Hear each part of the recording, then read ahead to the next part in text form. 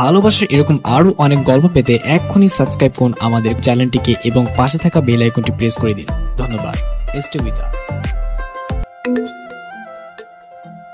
ভাইয়া, আপনার এই নাম্বারে আমার 20 টাকা চলে গেছে। প্লিজ প্লিজ, আমার এখনই খুবই দরকার, যদি দিয়ে দিতেন। কাব্য নিজের ফোনটা হাতে তুলে নিয়ে অনেকটা অবাক হয়ে গেল। তার ফোনে এই মেসেজটা দেখে একটা অপরিচিত নাম্বার থেকে এই মেসেজটা এসেছে, সাথে এত মিসড কল। অবশ্য 1 ঘন্টা আগে মেসেজ আর কল এসেছিল, তখন কাব্য বোর্ড মিটিং এ ছিল। কাব্য মনে মনে হাসলো, এমন কেউ করে 20 টাকার জন্য? নিশ্চয়ই কোনো বাচ্চা হবে। কাব্য অপরিচিত নাম্বারটাও ফোন দিল। রিং হওয়ার সাথে সাথে ফোনটা কেউ রিসিভ করলো, জানি কেউ অধীর আগ্রহ নিয়ে বসেছিল এই ফোনের অপেক্ষায়। কাব্য হ্যালো বলার আগেই অপর পাশ থেকে একটি মেয়েলি কণ্ঠ ভেসে আসলো। তার কণ্ঠের সুরটা এত শ্রুতি মধুর যে কেউই তার কথা শুনে না দেখে প্রেমে পড়ে যাবে। মেয়েটি অনেকক্ষণ থেকে হ্যালো হ্যালো করে যাচ্ছে, কিন্তু কাব্যর কোনো রেসপন্স পাচ্ছে না। এই প্রথম কোনো মেয়ের কিছু একটা তার ভালো লাগলো। জি বলুন। আসলে ভাইয়া, আপনার ফোনে না আমার 20 টাকা চলে গেছে। আমার এক্ষুনি খুবই দরকার টাকাটা, যদি ফেরত বলতে লোড দিয়ে দিতেন। জি, 20 টাকা লোড দেওয়া আমার কাছে কোনো বড় কথা না, কিন্তু আপনি মাত্র 20 টাকার জন্য একটা অজানা নাম্বারে মিস কল দিয়েছেন এতবার। মাত্র? আপনার কাছে মাত্র হয়েছে? আপনি জানেন 20 টাকা দিয়ে কি কি হয়? না, জানি না। কি কি হয় বলুন তো? ফেসবুক এমবির প্যাক কিনা যায়, আর 25 মিনিটও তো কেনা যায়। ও আচ্ছা আচ্ছা, আপনার 20 টাকা এত জরুরি? এই কিছুক্ষণ আগে না বললেন আমার কাছে 20 টাকা দেওয়া কোনো ব্যাপার না, আর এখন অন্য কথা বলছেন। হো, বুঝেছি। কি বলছিলেন? আপনি ওই টাইপের ছেলে। কোন টাইপের? আপনি আসলে একটা ছ্যাঁচড়া ছেলে। কি? আপনি আমায় কি বললেন? শোনেননি? আমি আপনাকে ছ্যাঁচড়া বলেছি, ছ্যাঁচড়া। এই মেয়ে, আপনি বাড়াবাড়ি করছেন এবার। আই ছেলে, আপনি বাড়াবাড়ি দেখলেন কি? আমি যদি আমার 20 টাকা না পাই? কি করবেন আপনি? কেস করবেন? হাইকোর্টে আপিল করবেন? করবেন কি? এত কিছুই কখন করতে চাইলাম শুনি? তো কি করবেন? আমি যদি আমার 20 টাকা না পাই তো? কি তো করছেন? জান, আমি আপনার 20 টাকা দিব না। কি করবেন করুন। আমি আপনাকে অভিশাপ দেব। হোয়াট? কি দিবেন? আরে মশাই, অভিশাপ দেব। ওহো, আমি তো ভয় পেয়ে গেলাম। আপনি মজা করছেন তো? আজকের পর থেকে আপনার জীবনে শান্তি খুঁজে পাবেন না। শান্তির মা আপনাকে ডিভোর্স দিয়ে চলে যাবে, আর আসবে না, মাথায় রাখবেন। কাব্য ভাবছে কি অদ্ভুত রে বাবা, কি না কে আমি অভিশাপ দিচ্ছে। কি বোকা বোকা কথা। কণ্ঠ শুনে যেমন কেউ প্রেমে পড়ে যাবে, তেমনি কথা শুনে ব্রেকআপ করে। দেখ, দিনটাই খারাপ। অফিস থেকে বাসায় ফিরতে কাব্যর বোন বলতে লাগলো, ভাইয়া আজ তোর হবে। কি হবে রে? আজ পাত্রে দেখতে যাওয়ার কথা ছিল, আর তুই প্রতিবারের মতো এবারও ভুলে গেছিস। উফ, একটু মনে ছিল না। মা কোথায়? নিজের ঘরে সেজে গুজে বসে আছে। যা না, যা। এই চুপ কর তুই। আগে তোর বিয়ের ব্যবস্থা করতে হবে, বুঝলি? এইসব বলে লাভ নেই, আগে তোর গলায় পড়বে ফাঁসির ফান্দা। নেহা, তোকে আমি। কাপড় রাখ দেখে নেহা দৌড়ে পালালো। কাব্য নিজের রুমে গিয়ে ফ্রেশ হয়ে তার মা সালেহা বেগমের রুমে গেল। সালেহা বেগম মাথায় হাত দিয়ে ইজি চেয়ারে বসে আছে। সালেহা বেগমকে এমন দেখে কাব্য ভাবছে, হইছে, কাব্য আজ তোর 12টা বাজবেই। মা আসবো? সালেহা বেগম কাব্যর কথা শুনে চুপ করে আছে। কাব্য আস্তে আস্তে এসে মায়ের কাছে বসলো, তার হাত ধরে বলল, মা তুমি জানো তো আমি কোম্পানির এমডি, আমায় কতটা কাজ করতে হয়। সবকিছুই মাঝে মনে ছিল না, তুমি রাগ করো না। কাব্য, আমার কথা তুই শুনবি। আমি কি তোমার কথা শুনি না মা? আজ যে মেয়েটাকে দেখতে যাব, তুই তাকে আমার ঘরের বউ করে নিয়ে আসবি? আমি তো দেখিনি না দেখে। থাম, এর মানে আমার মতামতের কোনো গুরুত্ব নেই তোর কাছে? হ্যাঁ, আমি ভুলে গিয়েছিলাম চৌধুরী গ্রুপের এমডি তুই অনেক বড় হয়ে গেছিস, তাই এখন আর তোর মা কথার গুরুত্ব তোর কাছে থাকবেই বা কেন? মা এমন না, ঠিক আছে মা, তুমি যদি বলো আমায় ওই মেয়েটাকে বিয়ে করব তো ঠিক আছে। ওই মেয়ে হবে কাব্য চৌধুরীর বউ, এই চৌধুরী বাড়ির পুত্রবধূ। সত্যি বলছিস তো? হ্যাঁ, এটা তোমার ছেলের ওয়াদা। সালে বেগম অনেক খুশি, তার ছেলে তাকে এত বড় একটা কথা দিয়েছে। কাব্যর মা মিস সালেহা বেগম কাব্যকে বারবার করে বলছে, এই নে, এটা মেয়ের নাম্বার। এই যুগের ছেলে মেয়ে তোরা একটু বিয়ের আগে কথাবার্তা বলে নিবি, তাই ভালো। মা যাচ্ছি তো দেখতে, তাতে হবে? আরে দেখা দেখি তো ফ্যামিলির মধ্যে হবে, তারপর ও তোর একটা আলাদাভাবে দেখার দরকার আছে না? না মা, আলাদাভাবে কি দেখা যাচ্ছে? সালেহা বেগম কথা বলে যাচ্ছে আর কাব্য ড্রাইভ করছে, আর তার মা সাথে কথা বলছে। আমি বুঝেছি, তোকে বিয়ে করতে হবে না। আমার পছন্দ করা মেয়েকে তুই গাড়ি ঘোড়া।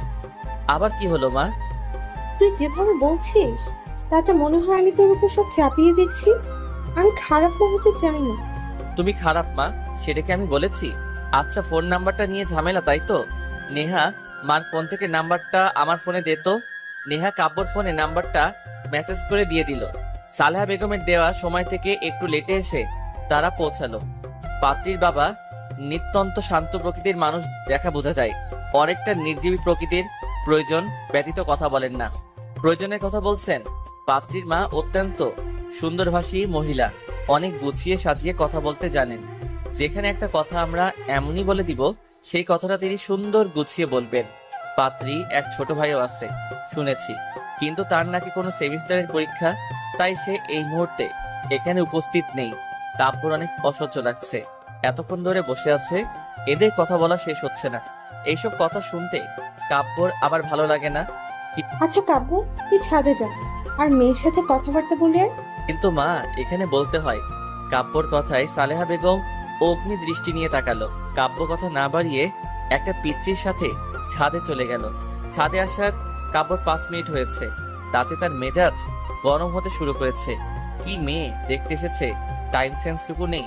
সে আর কি সংসার করবে? বিয়ের পর না জানি তার জীবনটা তেনা তেনা হয়ে যায়। কাব্য নিজে ফোনটা হাতে নিতেই কারো পায়ের শব্দ পেল। এর মানে মহারানী ভিক্টোরিয়া আসছেন। আসুক, তাতে আমার কি? কাব্য নেহার দেওয়া মেসেজটা দেখতে চুরির আওয়াজে ঘুরে তাকালো, আর হাতের টার্চ লেগে নাম্বারটা কল চলে গেল। কাব্য অবাক হয়ে গেল। তখনই যে মেয়েটা তার সামনে দাঁড়িয়ে আছে, তার ফোনটা টিং টং শব্দ করে বেজে উঠল। কাব্য মনে মনে অনেকটা বিরক্ত বোধ করলো। যদি এটা তার বাবার অফিসের মিটিং হতো, মেয়েটাকে ঘাট ধাক্কা দিয়ে বের করে দিত, কিন্তু অদ্ভুতভাবে সে তা করতে পারছে না। মেয়েটা একটু সরে গিয়ে ফোনটা রিসিভ করলো। কাব্য বিরক্তিকর দৃষ্টি নিয়ে তার দিক থেকে চোখ সরিয়ে নিয়ে নজর দিলে তার ফোনে আর সপ্তম আশ্চর্যের মতো হাঁ করে তাকিয়ে রেখেছে। একবার ফোনের দিকে, আরেকবার মেয়েটার দিকে। মেয়েটা যে হ্যালো হ্যালো করে যাচ্ছে, অদ্ভুতভাবে তা ফোনের বাহির থেকেও শোনা যাচ্ছে। ভাগ্যকে তো ধন্যবাদ দেওয়া উচিত, এই মেয়েটাকে সামনে পেয়েছি। এবার দেখাচ্ছি মজা। কাব্য ফোনটা হাতে নিয়ে মেয়েটির ঠিক পেছন গিয়ে দাঁড়ালো। আর এই যে miss. Hello hello hello hello করছি, শুনতে পাচ্ছেন না? কানে কি তুলা গোজা আছে? আমার কান পরিষ্কার আছে, মনে হচ্ছে কানের সমস্যাটা আপনার। কি আমার কানে সমস্যা? আপনি যদি ডাক্তার দেখান ঠিক বলে দিবে আপনি কত বড় ঠসা। ও আচ্ছা আচ্ছা, তারপর? তারপর কি? কি তারপর? আপনি আমার 20 টাকা দিবেন কিনা বলুন। একটু পিছনে ঘুরুন না। কেন, পিছুই ঘুরলেই কি আমি আমার 20 টাকা পেয়ে যাব? আচ্ছা মেয়ে তো আপনি, 20 টাকার জন্য যদি বলি ছাদ থেকে নিচে লাফিয়ে পড়ুন, তাই করবেন বুঝি? আমি কখন বললাম তাই করব? এক মিনিট এক মিনিট, আপনার কথা না অনেক কাছ থেকে শোনা যাচ্ছে মনে হচ্ছে। কি মনে হচ্ছে বলুন বলুন। মনে হচ্ছে আপনি আমার খুব কাছে, হ্যাঁ, পিছে দাঁড়িয়ে কথা বলছেন। ও ও, কি ও ও? এত যখন মনে হচ্ছে একটু পিছনেই ঘুরুন না।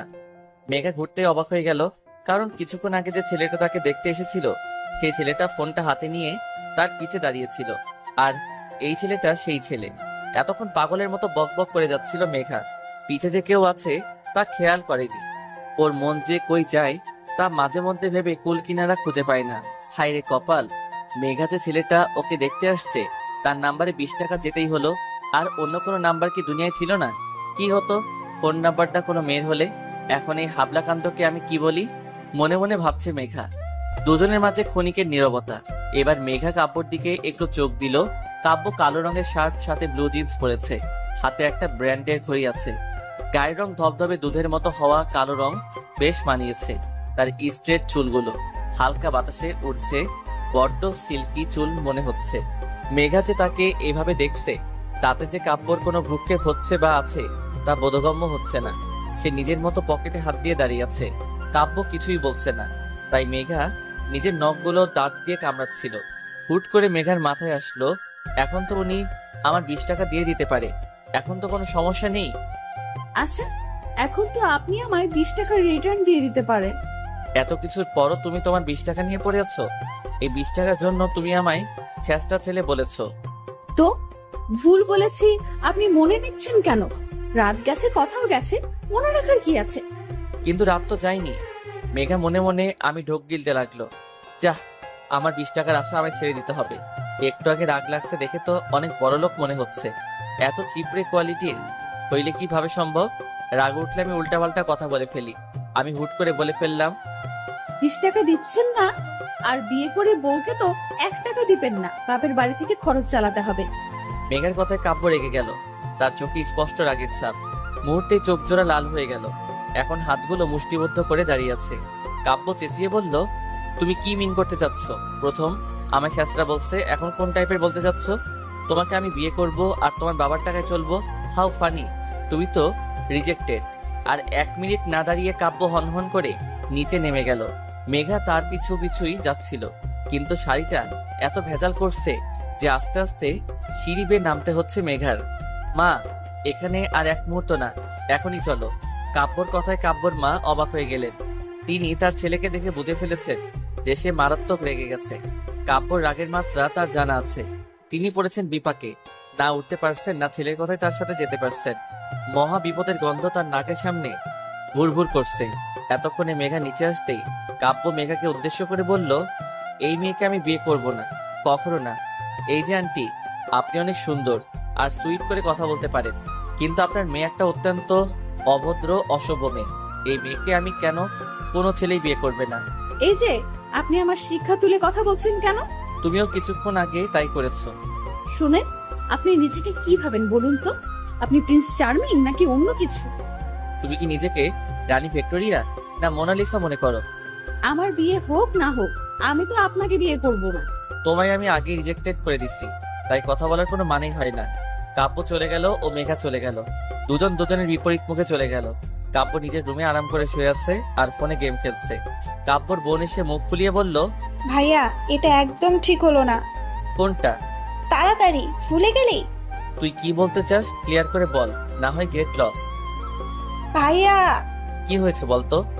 আমার থেকে তোর এত ইন্টারেস্ট কেন? কই? কি ব্যাপার বলতো? কোনো ব্যাপার না।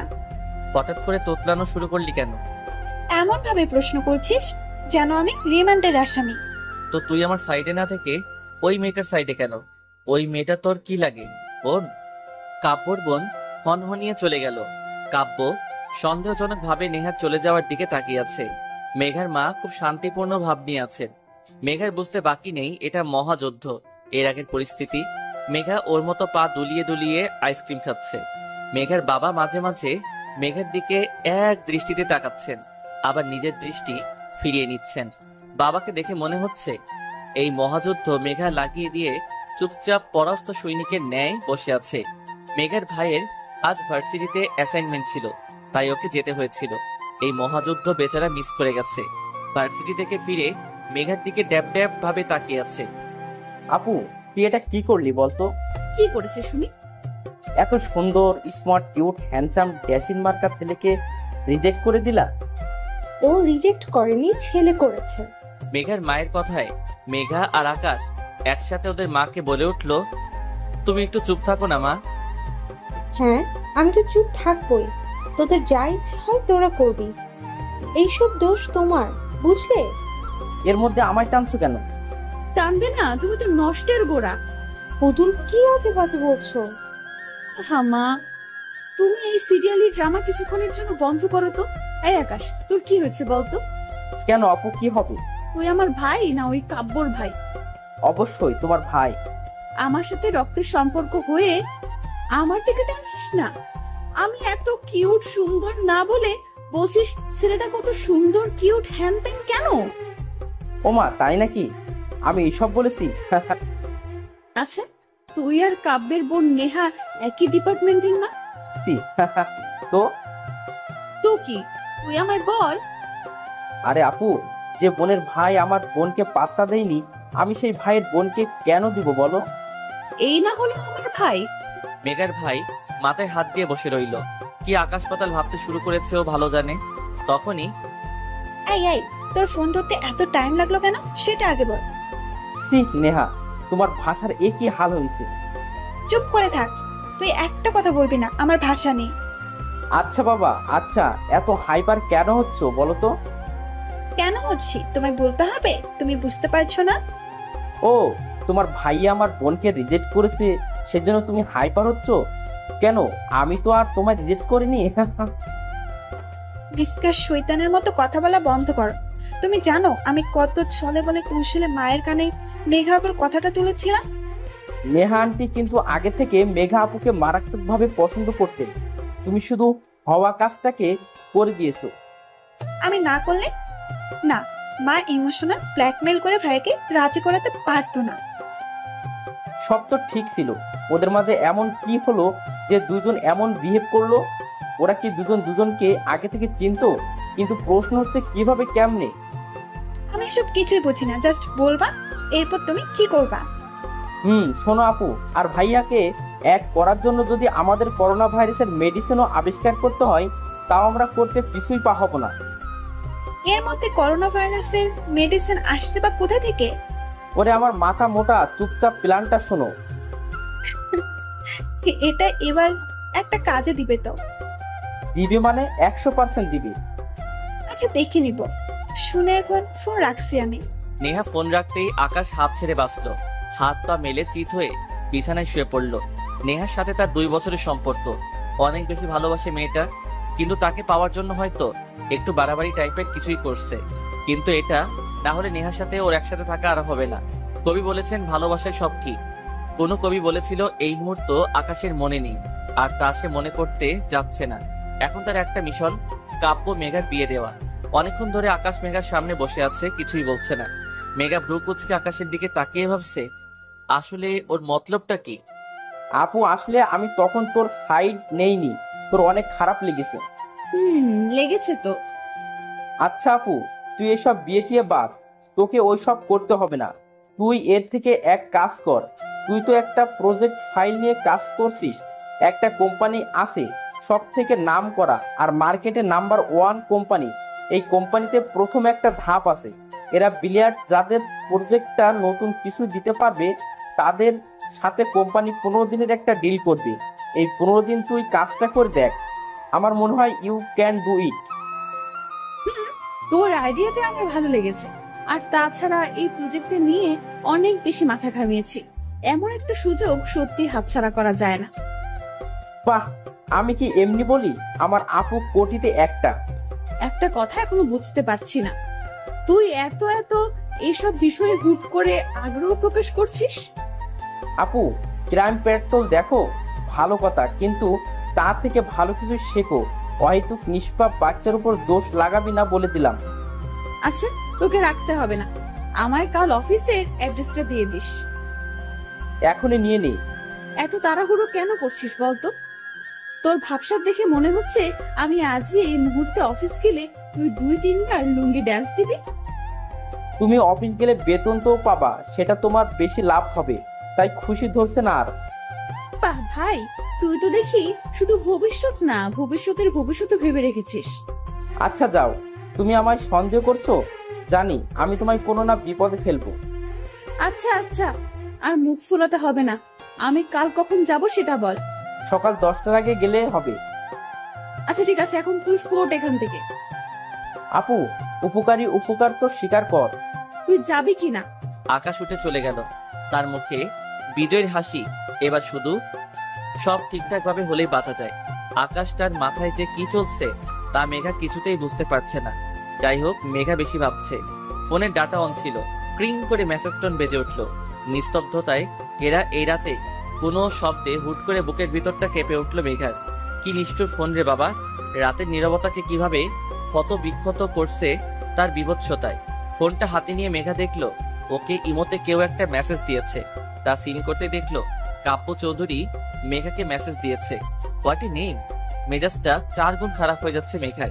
এই লোকটাকে ওর অনেক অসহ্য লাগছে। মাঝে মধ্যে ইচ্ছে হচ্ছে তাকে টুকরো টুকরো করে চিল শকুন দিয়ে খাওয়াই দেই। কি সমস্যা? আমার নাম কি হয় হোক, কোনো সমস্যা নেই, শুধু বেমানান রকম কিছুই ফেল হচ্ছে। আপনার ফিল আপনার বুক পকেটে ভরে রাখুন, ওকে? তা না হয় রাখবো, কিন্তু কি বলতো, মেঘা নামটা কত কিউট, কিন্তু তোমায় তো নামটার সাথে খাপ খাওয়াতে পারছি না। আফসোস। আপনাকে কেউ বলেছে খাপ খাওয়াতে? আর আপনি কি বলতে চান? আমার নাম কিউট? আমি কিউট না? বাহ, এতক্ষণে তুমি একটা সঠিক কথা বলেছো। আপনি কিন্তু বেশি বাড়াবাড়ি করছেন। আপনাকে আমি অনেক অনেক অভিশাপ দিবা? হ্যাঁ, পারলে তাই দিব। শুনুন, হ্যাঁ শোনাও।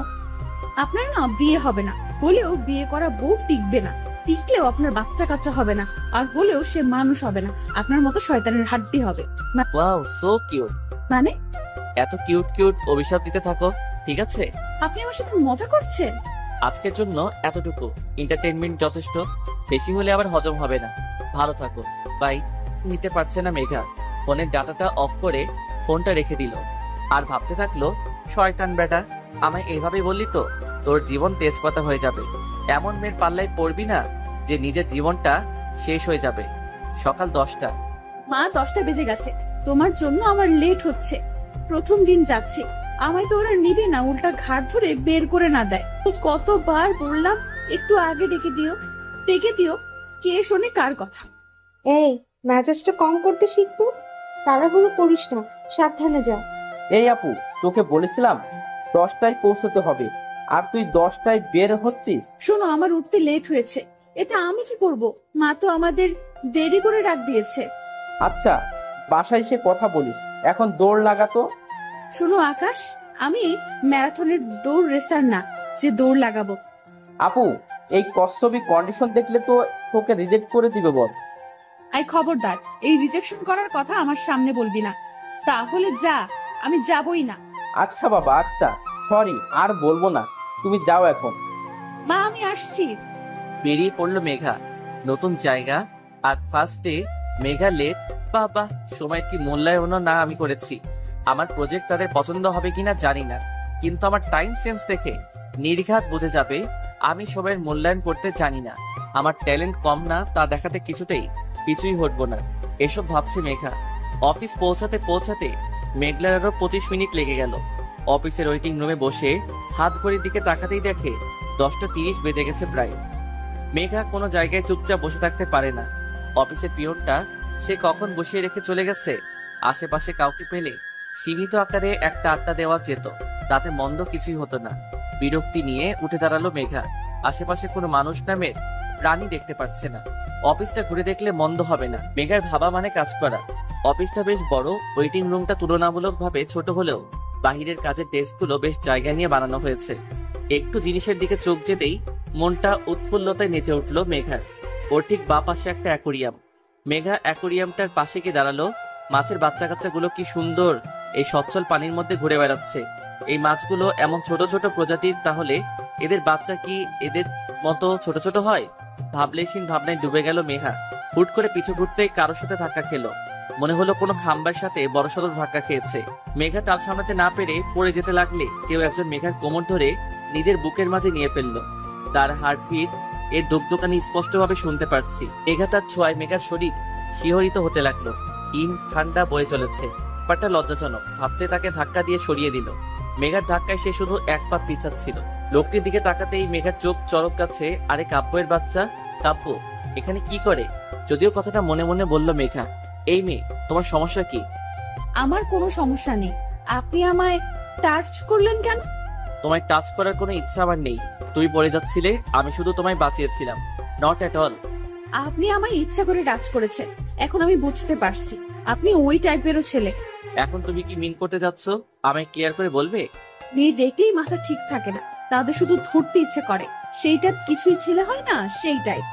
মুহূর্তে কাব্য রক্তিম লাল হয়ে উঠল। রাগের ডার্ক গোলাপি ঠোঁটগুলো কাঁপছে।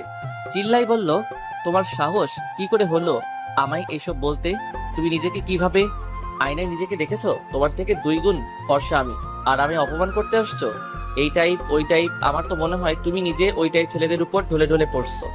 এবার মেঘার মেজাজ 10 গুণ খারাপ হয়ে গেল। কি বলে এই বেটা? আমার রং নিয়ে অপমান? ভেড়াটার দিকে এক নজর তাকিয়ে দেখলাম সাদা শার্ট পরেছে, সাথে ব্ল্যাক জিন্স, গলায় টাইটা বেশি মানিয়েছে, শার্টের হাতাটা ফোল্ড করে রাখা, হাতের ব্যান্ডের ঘড়ি। এই ছেলেকে দেখে মনে হয় এই সাধারণ ইমপ্রলয় হবে। আর ছেলেদের দিকে আর চোখে তাকালাম, তারা এই সেম পোশাকে আছে। এবার আমার মাথায় শয়তানি আইডিয়াগুলো এসে ভিড় জমালো। আমি ভেবে নিলাম এই কাব্য নামের সাদা ভেড়াটার কি হলো, তাই না আমি করবো এবার। এই মেয়ে, তুমি কি ভাবছো? আর তুমি এখানে কি করছো? আমায় ফলো করছো তুমি? আপনি একজন সিম্পল এমপ্লয়ির মতো থাকুন, বেশি কথা বলতে আসবেন না। আমি সাধারণ এমপ্লয়ি মানে? তুমি? দেখুন, এই কোম্পানির বস মিস্টার আয়ান মাহমুদের একমাত্র হবু বউ আমি, মেঘা রহমান। আপনার বস যদি জানে না আপনি তার জান পাখির সাথে এমন টাচমি করেছেন, আপনার অবস্থা নাজেহাল করে ছাড়বে। তুমি আয়ান মাহমুদকে চিনো? আর কাল তো তোমায় আমি দেখতে এসেছিলাম, একদিনের মধ্যে কিভাবে কি হলো? আপনাকে এত মাথা ঘামাতে কে বলেছে বলুন তো? জানার কিউরিওসিটি হচ্ছে। উফ, মহা মুশকিল তো। শুনুন, আমার আর আয়ানের 4 বছরের প্রেমময় সম্পর্ক। 4 বছর? কিন্তু আয়ান মাহমুদ তো 4 বছর বিদেশে ছিলেন তোমার সাথে, কেমনি কি? এত প্রশ্ন করছেন কেন? যদি শুনতে না চান তো চুপ করে থাকুন, হয়তো প্রশ্ন করে আমায় জ্বালাবেন না। ওকে ওকে, শুধু এটা বলো, এত বড় কোম্পানির এমডি হয়েও তোমার বিয়ে কেন করছে না আমার সাথে? কেন তোমার ফ্যামিলি দিতে রাজি না? যাহ, মহা ঝামেলাপূর্ণ প্রশ্ন করে বসেছে। এর উত্তর একটা টাইট সাইড কিছুই দিতে হবে, না হয় বিনা কারণে ফেসে যাবে। আর অহেতুক নিজেকে আয়ান মাহমুদের হবু বউ বলায় জেলে যেতে পারি। এই ছোট বয়সে জেলে যাওয়া যাবে না, কি বলি ভাবছে মেঘা। আসলে সমস্যাটা কি হচ্ছে আয়ানের? কি আয়ানের? আয়ান মাল খায়। কি? সরি, মানে আয়ান ড্রিঙ্ক করে। সরি, এটা বাবার খুব অপছন্দনীয় বিষয়। আসলে বড়লোক বাবার একমাত্র ছেলে একটু একটু তো খাবে, এতে অপছন্দের কি আছে? আমার তো ড্রিঙ্কস করা ছেলে স্বামী হিসেবে বেশ পছন্দ। কাব্যর চোখের দিকে তাকাতেই মেঘা চুপ হয়ে গেল। তার চোখে মুখে স্পষ্ট রাগের ছাপ। সে রাগে ফুসফুস করছে, তা ভালো বোঝা যাচ্ছে। মেঘা তো আয়নের কথা বলছে, তাহলে কাব্য কেন রাগে জ্বলছে? ও বুঝেছি, জেলাস ফিল করছে। How cheap. কাব্য দেখে এবার ভয় পাওয়াটাই স্বাভাবিক। রাগে চোখটি লাল হয়ে উঠেছে, তার গোলাপি ঠোঁটগুলো কামড়ে ধরে আছে। একপাশে শার্টের হাতের ফোলটা অগোছালো হয়ে উঠেছে। সেদিকে ব্রুকেপ না দিয়ে কাব্য 1 পা 2 পা করে মেঘার দিকে এগিয়ে যেতে লাগলো। অদ্ভুতভাবে মেঘার ভয় লাগছে। কাব্যকে সে ভয়ে কুকিয়েছে। কাব্য এগিয়ে আসছে আর মেঘা মাথা নিচু করে পিছিয়ে যাচ্ছে। মেঘার পিঠ ঠেকে গেল দেয়ালে। এই পাশ ওই পাশ তাকাতে কাব্য ঠিক ওর সামনে এসে দাঁড়ালো। কাব্য এক হাত পকেটে রেখে অন্য হাত দেয়ালে রেখে বাঁকা হয়ে মেঘার দিকে ঝুঁকে দাঁড়ালো। অনেক কাছে থাকা সত্ত্বেও কাব্য মেঘাকে টাচ করেনি, আর তার খুব কাছে শুধু দাঁড়িয়ে আছে। মেঘার ভয় যায় যায় অবস্থা। দৌড়ে পালানোর সুযোগ পেলে হয়তো ম্যারাথন রেসারকেও হার মানাবে। মিস মেঘা, জি। তুমি কি বলছিলে জানো? কই কি বলেছি? কিছুই বলিনি তো। কিছুই বলনি মেঘা? কাব্যর মেঘার ফেসটা দেখতে অনেক ভালো লাগছে। ভয়ের চাপ স্পষ্ট। ভয়ে বাচ্চাদের মতো চোখ বন্ধ করে আছে। কাব্য মেঘার থেকে সরে এসে বলল, তুমি কি বললা মেঘ? আমি কই? তুমি কি বললা মেঘা? তুমি আয়ন মাহমুদের হবু বউ? মেঘা নিশ্চুপ। সবসময় ফাইজলামো করলে যে হয় না তা এখন হারে হারে বুঝতে পারছে সে। এই লাল রাক্ষস আমার সাথে এখনই কি করবে কে জানে। এইসব ভাবছে। মেঘা কাব্যর পাশে একটা ছোটখাটো ড্রেস পরা মেয়ে এসে দাঁড়ালো। অফিসের এমপ্লয়ি। মেঘার মেয়েটাকে দেখে মনে হচ্ছে বড্ড অভাব অনটনের ফলে জামার বাকি অংশ বিক্রি করে দিয়েছে। আহারে বেচারি। কি হয়েছে কাব্য বেবি? এই মেয়েটাকে? ও তিশা, মিট। উনি নাকি আয়ন মাহমুদের হবু বউ।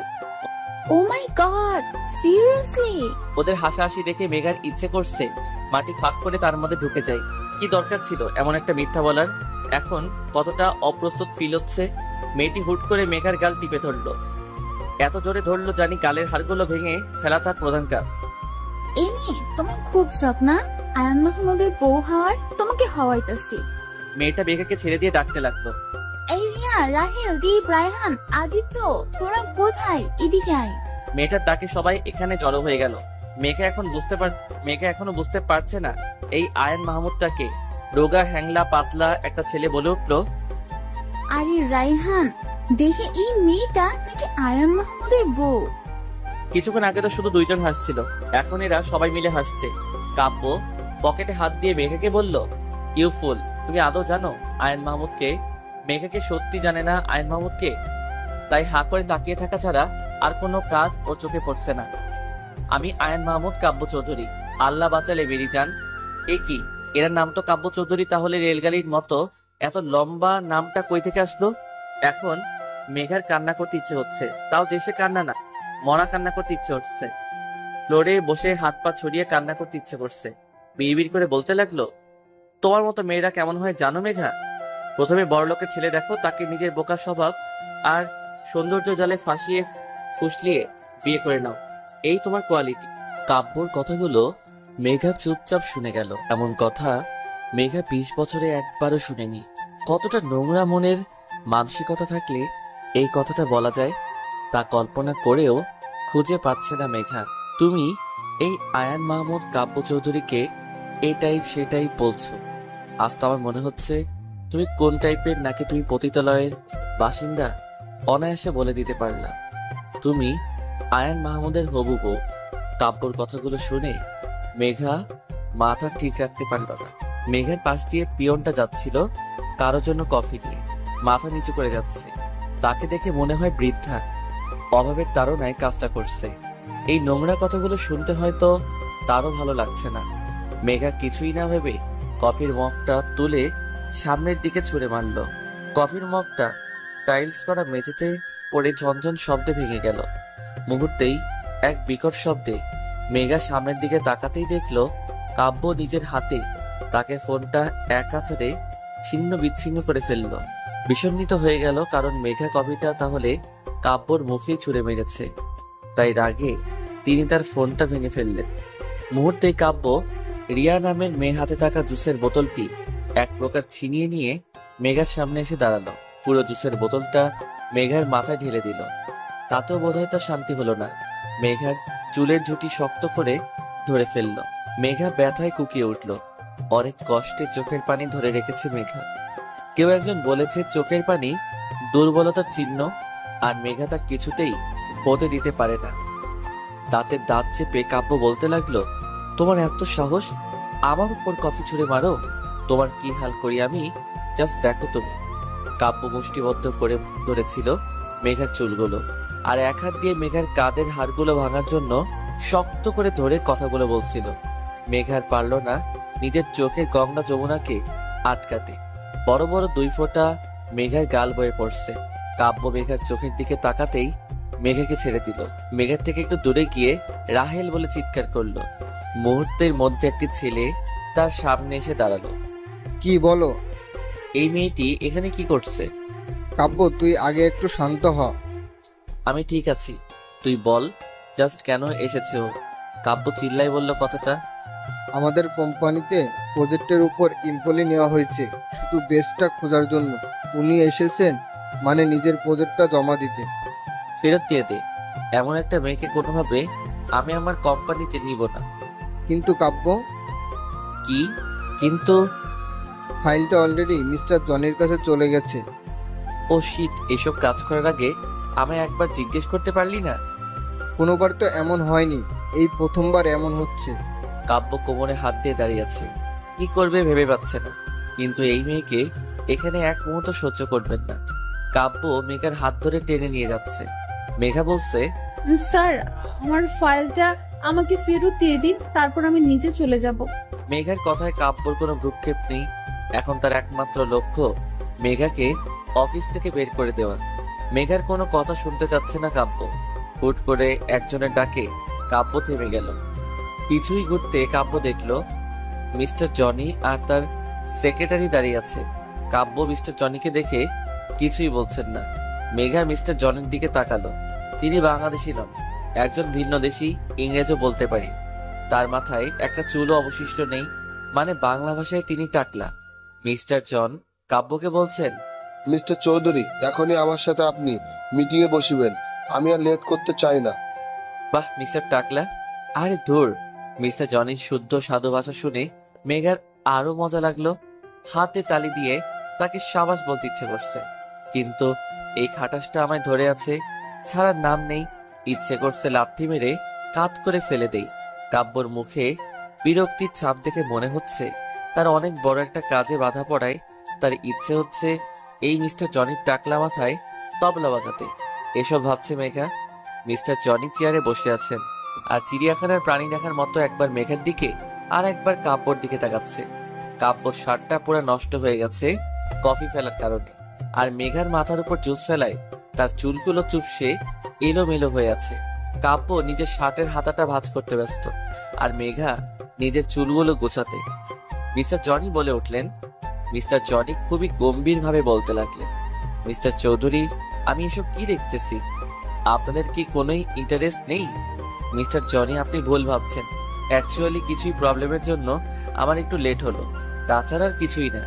টাকলার কথায় বা কাব্যর কথায় মেঘার ভ্রুক্ষেপ নেই। মেঘার কালো রঙের ফাইলটা শুধু ওর চোখের সামনেই ভাসছে। মেঘার ইচ্ছে হচ্ছে দৌড়ে নিয়ে পালাই, কিন্তু তা পারছে কই। এটা আমার ফাইল, আমি নিতে পারি, এই সবই ভাবছে মেঘা। মিস্টার জনি মেঘার ফাইলটা নিয়ে বলল, ইহা কি আপনার মিস? জি স্যার, আপনার নাম কি জানিতে পারি? জি আমার নাম মেঘা রহমান। আপনি এই প্রজেক্টটা পাইবার যোগ্যতা সম্পূর্ণ একজন। আপনি এই কাজটা ভালো করিতে পারিবেন, কি বলেন মিস্টার চৌধুরী? না, এই মেয়েটা এই কাজটা করবে না, আমরা অন্য কাউকে দেখে নিব, অবশ্য বেটার কাউকে পাবো। স্যার, যদি আপনি আমার সাথে আপনার পার্সোনাল প্রবলেমটা ভুলে আমার ফাইলটা দেখে আমার যোগ্যতা নির্ণয় করেন তাহলে ভালো হবে। মেঘার প্রথমবার ভালো কিছুই বলে কাব্যর বোধ হলো। ফাইলটা নিয়ে চোখ বোলাতে লাগলো। কাব্য হতবাক, এই মেয়ে এই সুন্দর ডিসক্রিপশন দিয়ে প্রজেক্টটা বানিয়েছে। এই মেয়ের মাথায় তো বুদ্ধি নেই, 1 নম্বরের ডাফার, কিন্তু ওর কাজের জন্য সত্যি এই জবটাও ডিজার্ভ করে। কাব্য চুপচাপ দাঁড়িয়ে আছে, ফাইলটা পড়ছে আর কপালে ভাঁজ হয়ে গেছে, নিচের ঠোঁটটা কামড়ে ধরে পড়ে চলেছে। কিছুক্ষণ পর কাব্য বলল, মিস মেঘা, আপনি এই কাজটার জন্য পারফেক্ট, আমাদের ফর্মালিটিগুলো দেখে সাইন করে নিন। মিস্টার জনি মেঘাকে উদ্দেশ্য করে বললেন, আপনি কি এইহা ভালো করে করিতে পারিবেন? জি স্যার, এটা আমার কাছে একটা ড্রিম জব। এই যে প্রজেক্টের মাধ্যমে আপনারা যে কল্পনা সিটিটা তৈরি করতে যাচ্ছেন স্যার, অনেক মধ্যবিত্ত ফ্যামিলির স্বপ্ন কি হয় জানেন স্যার? তার সব পুঁজি দিয়ে একটা বাসা করা। আর যখন এমন মানুষ তাদের শেষ সম্বল নিয়ে ভরসার হাত খুঁজে, তাদের ভরসার হাতটুকু শুধু আমরা ধরতে পারি, এটাই আমার লক্ষ্য। আর আমার কাছে বিজনেস মানে আমি কতটুকু লাভবান হলাম শুধু তা বিবেচনা করা নয়, আমার জন্য সামনের মানুষের কতটুকু লাভ হলো তা বিবেচনা করাই আমার প্রধান আর প্রথম কাজ। মেঘা কথা বলার সময় কাব্য মুগ্ধ নয়নে তার দিকে তাকিয়েছিল। সে ভেবেছিল এই মেয়ের মাথায় গোবর ছাড়া কিছুই নেই, কিন্তু একটু একটু আইডিয়া আছে। মিস্টার জনি হ্যান্ডশেক করে চলে গেছেন, তাও 10 মিনিট হলো। মেঘা আর কাব্য দাঁড়িয়ে আছে, কিছুই বলছে না। হুট করে কাব্য বলল, রায়ান, ওনাকে বলে দাও আমাদের অফিসে কাজ করতে হলে রুলস মানতে হবে, রুলস আর রুলস। জি স্যার, মিস মেঘা স্যার বলল। হ্যাঁ, আমি কি রুলস ভাঙবো নাকি? আপনার স্যারকে বলে দিন। রায়ান, তাকে বলে দাও এরকম অসভ্যতাম এখানে চলবে না, বাকিদের মতো হতে হবে, বলে দাও তাকে। জি স্যার, মিস মেঘা স্যার। আপনি থামুন, আমি কি অসভ্যতামি করেছি? উনি সেম কাজ করেছে। আপনার স্যারকে বলে দিন মেয়েদের সম্মান করতে শিখুক। রায়ান, তাকে বলে দাও আমি মেয়েদের সম্মান করতে জানি, তার কাছ থেকে শিখতে হবে না আমার। জি স্যার, মিস মেঘা। আপনি চুপ করুন, কত সম্মান করে তা আজ প্রমাণ হয়ে গেল। আমি নিজের কাজ করতে জানি, আপনার স্যারকে বলে দিন। রায়ান, তাকে বলে দাও কাল থেকে জানি সে তার দায়িত্ববোধ থেকে ভালোভাবে কাজ করে, কাণ্ড জ্ঞানহীনের মতো কাজ যেন না করে। জি sir, miss Megha. Shut up, আমি শুনতে পেয়েছি। কাল থেকে আমি আমার কাজ শুরু করব। অফিসের সামনে রোডে দাঁড়িয়েছিল রিক্সার জন্য। আজকাল রিক্সা পাওয়া অনেকটা কঠিন হয়ে উঠেছে, সহজে কিছুই পাওয়া যায় না বললেই চলে। হুট করে মেঘা দেখলো কাব্য গাড়ি নিয়ে বের হচ্ছে। মেঘাকে দেখে গেটের সামনে গাড়ি থামিয়ে নেমে পড়লো, আর মেঘার সামনে এসে বলতে লাগলো, তোমায় আমার একদম অসহ্য লাগে, ইউনো। মিস্টার কাব্য, এই কথাটা বলার জন্য কি আপনি নেমে আসলেন? জি হ্যাঁ, কারণ অফিসে ঢুকলে আমরা জাস্ট কলিগ আর বসের ব্যবহার করব, কিন্তু বাহিরে তুমি আর আমি শত্রু, এটা ভুলে গেলে কিভাবে চলে? আচ্ছা, এত তাড়াতাড়ি আপনায় কিভাবে ভুলি? কাব্য কথা না বাড়িয়ে চোখে সানগ্লাস দিয়ে ঘুরে চলে যাচ্ছে। মেঘাও চলে গেল, কেউ কারো দিকে তাকালো না। আকাশ, সত্যি বললে তোর মাথায় স্কেল দিয়ে মারবো না, আমি তোকে প্রমিস করছি ভাই। আপু, তুমি অফিস থেকে ফিরে আমার সাথে এমন শুরু করলে কেন? তুই কিছুই জানিস না ভাইয়া। না আপু, কিছুই জানি না। টাচ করে স্কেল দিয়ে আকাশের মাথায় মারলো মেঘা। আকাশ মাথায় হাত দিয়ে বলল, উফ, আপু মারলা কেন? তুই কিছু জানিস না? না আপু, বিশ্বাস করো না তোমার ভাইয়াকে। তুই তো মির্জাফর, তোকে বিশ্বাস আর চুলি ভর পানিতে ডুবে মরা এক। আপু কি হয়েছে বলো না। তুই জানতি আয়ন মাহমুদকে? কে আবার? গ্রুপের এমডি? এমডি না? উফ আপু, আবার কেন মারলি? আয়ান মাহমুদ কে তুই জানিস না? না আপু না। আকাশের মনে কি চলছে আমায় খুঁজে বের করতেই হবে। এভাবেও বলবে না। আমার আজ কাব্যর অফিসে যাওয়া কোনো ইতেফাক হতে পারে না, কিছুই তো রহস্য আছে। এসব মনে মনে ভাবছে মেঘা। অফিস থেকে ফিরে কাব্য সেই কখন থেকে ভিডিও গেম খেলছে। নেহা বিরক্তিভাজন নিয়ে বলল, ভাইয়া। কি হয়েছে? চিৎকার করছিস কেন? আমি কি কানে শুনতে পাই না? হ্যাঁ পারো তো, বলো না আজ অফিসে কি হলো? কি হলো মানে? কোনো শুটিং এর প্রোগ্রাম করে ফিরেছি কি যে তোকে গল্প শোনাবো? নেহা মুখ ফুলিয়ে বসে রইল। কাব্যর সন্দেহ এবার অনেকটা বেড়ে গেল। ব্যাপার কি? নেহার এত আগ্রহ কেন আজ অফিসে কি হয়েছে জানার জন্য? মেঘার সাথে দেখা হওয়াটা বারবার ইতেফাক নাকি অন্য ব্যাপার আছে? জানতে হচ্ছে বিষয়টা। নতুন জায়গায় সবার সাথে মিশতে একটু অদ্ভুত ফিল হয়, এটা স্বাভাবিক ব্যাপার। কিন্তু নতুন জায়গায় কোনো অপরিচিত ছেলে ট্যাপ ট্যাপ করে তাকিয়ে থাকে, তখন তা অস্বস্তিকর হয়ে ওঠে। হ্যাঁ ঠিক তাই, মেঘার সাথে এখন তাই হচ্ছে। নিজের ডেস্কে বসে ফাইল সিস্টেমটা চেক করছিল, ঠিক মেঘার থেকে কয়েক হাত ফাঁকে এই অফিসের একজন কলিগ মেঘাকে চোখ দিয়ে কি লেখাচ্ছে অনায়াসে। মেঘার ইচ্ছে করছে ওর চোখগুলো গুটিয়ে টেরা করে দেই। লুচ্চা কোনখানকার। মিস্টার কাব্য চৌধুরী আসতে সব মেয়ে হা হয়ে যে যার জায়গায় দাঁড়িয়ে পড়ল। জানি ডোনাল্ড ট্রাম্প হেঁটে আসছে। অবশ্য সবার ক্রাশ কাব্য স্যার। কাব্য স্যার চকলেট কালারের একটা টি শার্ট পরেছে, সাথে হলুদ জিন্স, গলায় টাইটা আটোসাটো করে বাঁধা, হাতে ব্ল্যাক বার্নের ঘড়ি, চোখটা লালচে কালারের সানগ্লাস। নিজের সিল্কি চুলগুলো ঠিক করতে করতে আসছেন। ওইদিকে নজর না দিয়ে নিজের কাজে মন দিল মেঘা। 15 দিন পর আমার মুক্তি ভাবতেই আনন্দ নিকেতন গিয়ে দেই দেই করে নাচ করতে মন যাচ্ছে। উফ, জমজমাট বিষয়। এই সবই ভাবছি মেঘা। মেঘা নিজের কাজ অতি মনোযোগ সহকারে করতে লাগলো। বিপত্তি ঘটলো তখন, যখন অফিসের মনিটরটা আর কাজ করছে না। এখনো অনেক কাজ।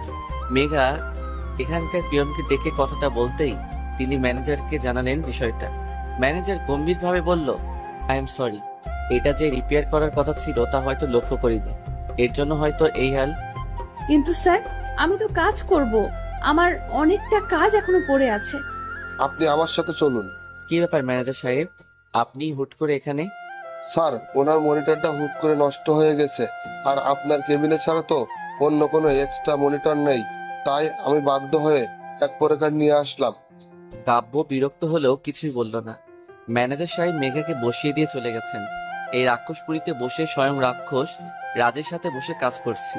কত যে বিরক্তিকর পরিস্থিতি তা কোনো ভাষার দ্বারা ব্যাখ্যা করা সম্ভব না। অসম্ভব ব্যাপার স্যাপার সব। কিন্তু এক বিষয়ে খুব ভালো লাগছে, ওই ছেলেটার চেয়ে রাক্ষস রাজ বেটার। মনে মনে ভাবছে মেঘা নিজের মতো কাজ করে যাচ্ছে। সময় খুব কম, কাজ খুব বেশি। কাব্য স্যার নিজের মতো কাজ করছে। কিবোর্ড চাপার শব্দ ছাড়া আর কোনো শব্দ ধ্বনিত হচ্ছে না। ক্যাফেটেরিয়ায় পাশাপাশি বসে আছে আকাশ আর নেহা। তাদের মাথায় একটা লক্ষ্য, কাব্য মেঘাকে এক করা।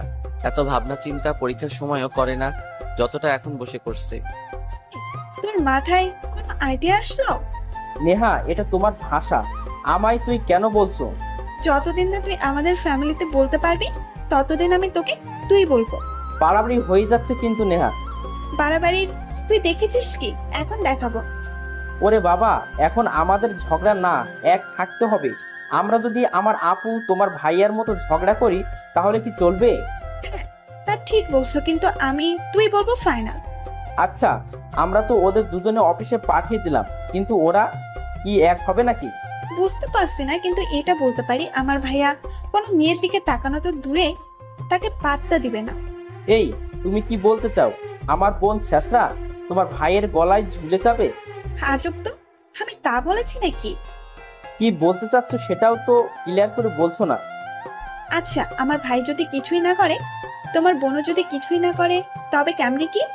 নেহার কথায় আকাশ নেহার দুজনে কপালে হাত দিয়ে বসে রইল। কাজ করতে করতে বড্ড ক্ষুধা লাগছে মেঘার, তাই ব্যাগ থেকে চকলেট বের করলো। চকলেটটা মুখে পুরে দিতেই সামনের দিকে তাকাতেই দেখলো কাব্য মেঘার দিকে ভ্রু কুচকে তাকিয়ে আছে। কোনো মতে চকলেটটা গলা ধকৃত করে বলল, আপনারও চান নাকি? আমি বাচ্চা না, এসব আমি লাইক করি না।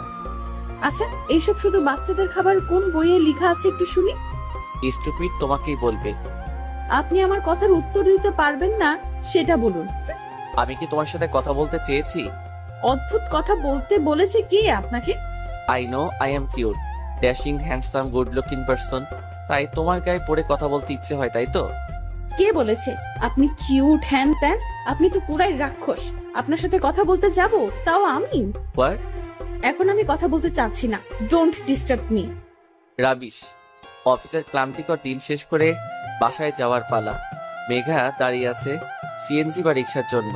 হুট করে সেই অফিসের বিরক্তিভাজন লোকটা দাঁত কেলিয়ে মেঘার সামনে এসে দাঁড়ালো। মহা বিপত্তি বাঁধলো।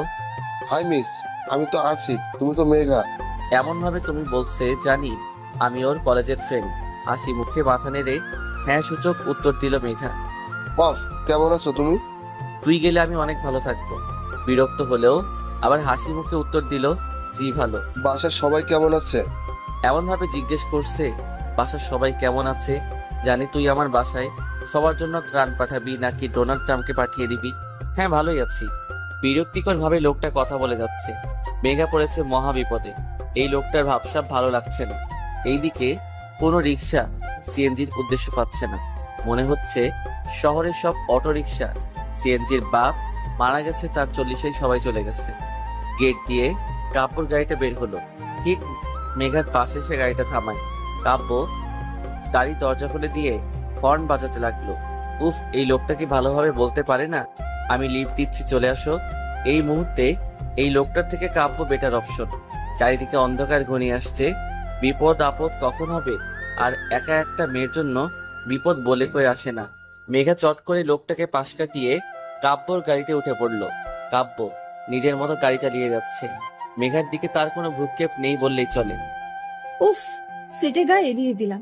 সারাদিনের ক্লান্তিতে চোখটি লেগে আসতেই ঘুমিয়ে পড়লাম। ফোনটা হচ্ছে সব ঝামেলার মাথা।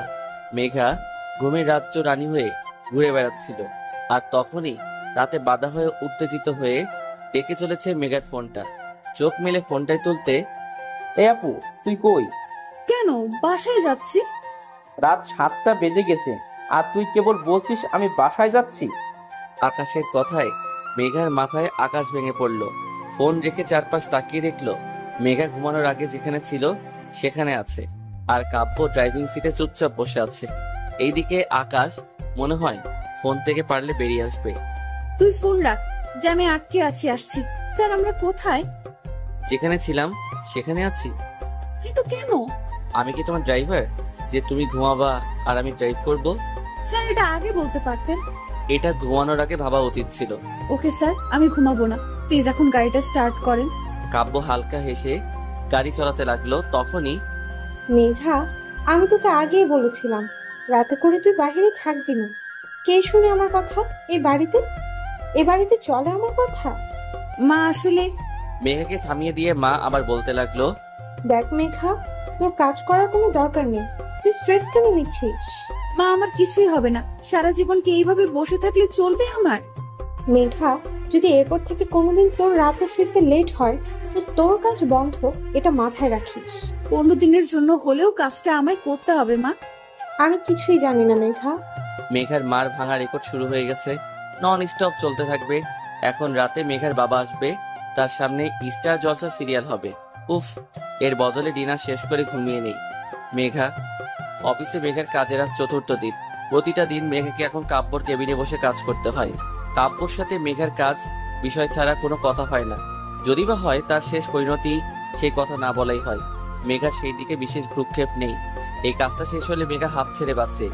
মেঘা 1 কাপ কফি নিয়ে কাব্যর কেবিনে আসতে ধাক্কা লেগে কফিগুলো কাব্যর গায়ে পড়ে গেল। জিব্বায় কামড় দিয়ে মেঘা বলল, সরি স্যার, সরি। এই তুমি কি চোখ আকাশে তুলে চলাফেরা করো? এখন আমি কিভাবে যাব মিটিংয়ে? স্যার, সিম্পল বাসায় গিয়ে চেঞ্জ করে তারপর যাবেন। চুপ করো। আমি এত চেষ্টা করি তোমার থেকে দূরে থাকার, সেই দেখুন স্যার, আমি ইচ্ছে করে আপনার সামনে আসিনি। ওহ, আমারই ভুল। আমি তোমার সামনে চলে এসেছি। এটাই হয়তো স্যার। তোমার কথা আমার জাস্ট অসহ্য লাগছে, জাস্ট অসহ্য। সহ্য করতে কে বলেছে? আই উইশ তোমার মুখটা জানি আমার আর না দেখতে হয়। এই শরত, আমি বের হব বলে কাব্য চলে গেল। আজ কাব্য নিজের কাজের জন্য অফিসের বাহিরে গেছে। উফ, পুরা ক্যাবিন মেঘার ভাবতে লুঙ্গি ড্যান্স করতে ইচ্ছে হচ্ছে ওর। কিন্তু তার বলা কঠিন থেকে কঠিনময় কথা শোনার পর মনটা প্রচন্ড খারাপ হয়ে গেছে মেঘার। বাহিরের আকাশটা কালো হয়ে আসছে, ধীরে ধীরে মনে হয় ঝড় উঠবে। এই কয়েকদিন মেঘাকে কাব্য ড্রাইভ করে বাসায় পৌঁছে দিয়েছে, বাট আজ কাব্য নাই। সেই দিনের মতো আজও সিএনজি রিক্সা কিছুই পাচ্ছে না। মেঘা আজ বের হতেই এক্সট্রা লেট হয়েছে। অন্ধকার ঘনিয়ে আসছে, তারপর বৃষ্টি হবে বলে বোধ হচ্ছে। দূরের চায়ের দোকানে বসে আসিফ নামের ছেলেটি মেঘাকে লক্ষ্য করে যাচ্ছে। কেমন জানি ভয় হতে লাগলো মেঘার। মেঘা ফোনটা ব্যাগ থেকে বের করে হাঁটা শুরু করলো আর আকাশকে ফোন দিতে লাগলো। অদ্ভুত বিষয় কি জানেন, যখন আমাদের কারো প্রয়োজন হবে তখন তাকে পাবোই না, ফোনে তো আরো না। হয়তো তার ফোন বন্ধ আসবে, নয়তো ধরবে না। মেঘার সাথে তাই হচ্ছে। পিছু ফিরতেই মেঘা দেখলো আসিফ নামের ছেলেটি মেঘার পিছুই আসছে। তাকে দেখে দ্বিগুণ স্পিডে দৌড়াতে লাগলো মেঘা। শুধু একটা শব্দ এই মুহূর্তে মেঘার কানে আসছে, আর তা মেঘার হৃৎপিণ্ডের ধুকধুকারি শব্দ। চারিদিকটা কেমন জানি অন্ধকার হয়ে আসছে। কোনো কিছুই না দেখে পাগলের মতো দৌড় চলছিল মেঘা। ক্লান্ত হয়ে নিস্তেজ হয়ে পড়েছে মেঘা, সবকিছুই গোলাটে লাগছে।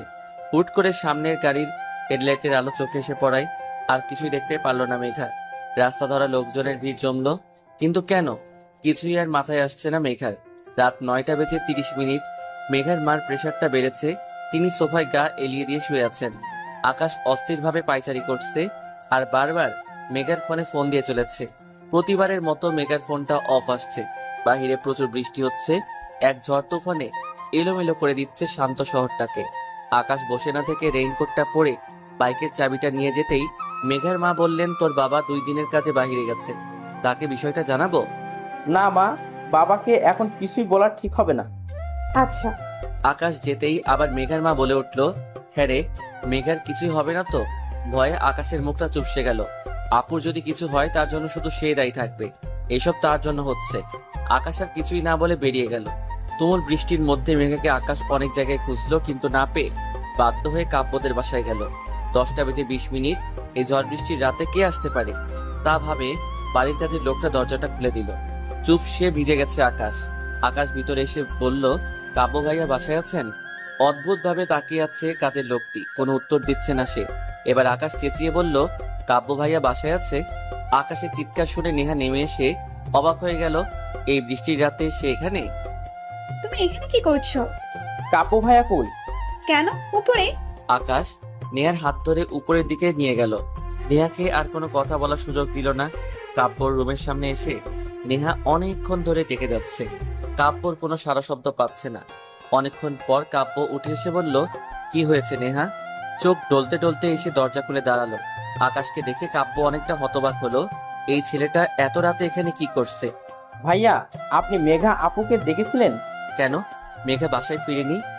না ভাইয়া, এখনো না ফোনে পাওয়া যাচ্ছে না, সব জায়গায় খুঁজেছি, কোথাও নেই। কি বলছো কি তুমি? আজ আমি অফিসে ছিলাম না, কাজে বাহিরে গেছিলাম, সেখান থেকে সোজা বাসায় আসছি। তাহলে মেঘা? হল রুমের সোফায় মাথা নিচু করে বসে আছে আকাশ, পাশে দাঁড়িয়ে আছে নেহা। কাব্য বারবার মেঘার ফোনে ফোন দিচ্ছে, কিন্তু তা বন্ধ আসছে। কিছুক্ষণ পর আকাশের ফোনে ফোন এলো, মেঘার ফোন। আকাশ তাড়াহুড়ো করে ফোনটা ধরলো আর বলল, এই আপু, তুমি কই? কখন থেকে ফোন দিচ্ছি। সরি স্যার, আমি আপনার বোন নই।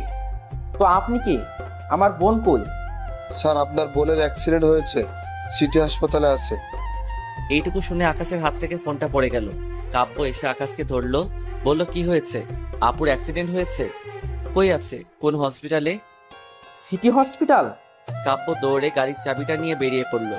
কিভাবে জানি সে এত দৌড়ে চলছে সে জানে না। আজকের একটা কথা কাব্যর মনে হচ্ছে, আই উইশ তোমার মুখটা আর দেখতে না পায়। বারবার নিজের বলা কথাটা কানে বাজছে কাব্যর। বৃষ্টিধারা থাকে থামাতে পারছে না। সে জোরে জোরে ড্রাইভ করে চলেছে। সিটি হসপিটালে আসতেই সবাই অনেকটা অবাক হয়ে কাব্যর দিকে তাকিয়ে আছে। কাব্য 3/4 প্যান্ট পরে আছে, সাথে নীল টি শার্ট, পায়ে বাসায় পরা স্লিপার। কাব্য রিসেপশনে এগিয়ে যে বলল, Megha? Accident case sir. G. I am sorry sir. মানে? না না, আমি ইনজেকশন দিব না, আপনি বোঝার চেষ্টা করুন। আমার কাছ থেকে এটা দূরে রাখুন, দূরে রাখুন বলছি। মেঘা রাগান্বিত হবে নার্সকে কথাটা বলছে। মেঘার একপাশে সাদা অ্যাপ্রন পরা মেয়ে দাঁড়িয়ে অনেক বিরক্তভাবে তাকে দেখছে, আর মেঘা অনর্গল কথা বলে যাচ্ছে নার্সের সাথে। দেখুন, এই যে এই সুইটা, বুঝতে পারছেন এটা শরীরে ঢুকে গেলে কি বিশ্রীর অবস্থা হবে? আপনি ভাবতে পারছেন? কাব্য অবাক হয়ে এসব দেখছে। কাব্যর সাথে আসা নার্স কাব্যকে উদ্দেশ্য করে বলে উঠল, স্যার, আমার ডক্টররা ক্লান্ত, প্লিজ আপনি কিছুই করুন প্লিজ স্যার। কাব্য ঘাড় কাত করে হ্যাঁ সূচক উত্তর দিল আর নার্সটা চলে গেল। কাব্য কেবিনে ঢুকতে মেঘা বলল, স্যার দেখুন না প্লিজ, আমার ইনজেকশনটা লাগাতে বারণ করুন প্লিজ, আমার রিকোয়েস্ট। এটা শুনছে না।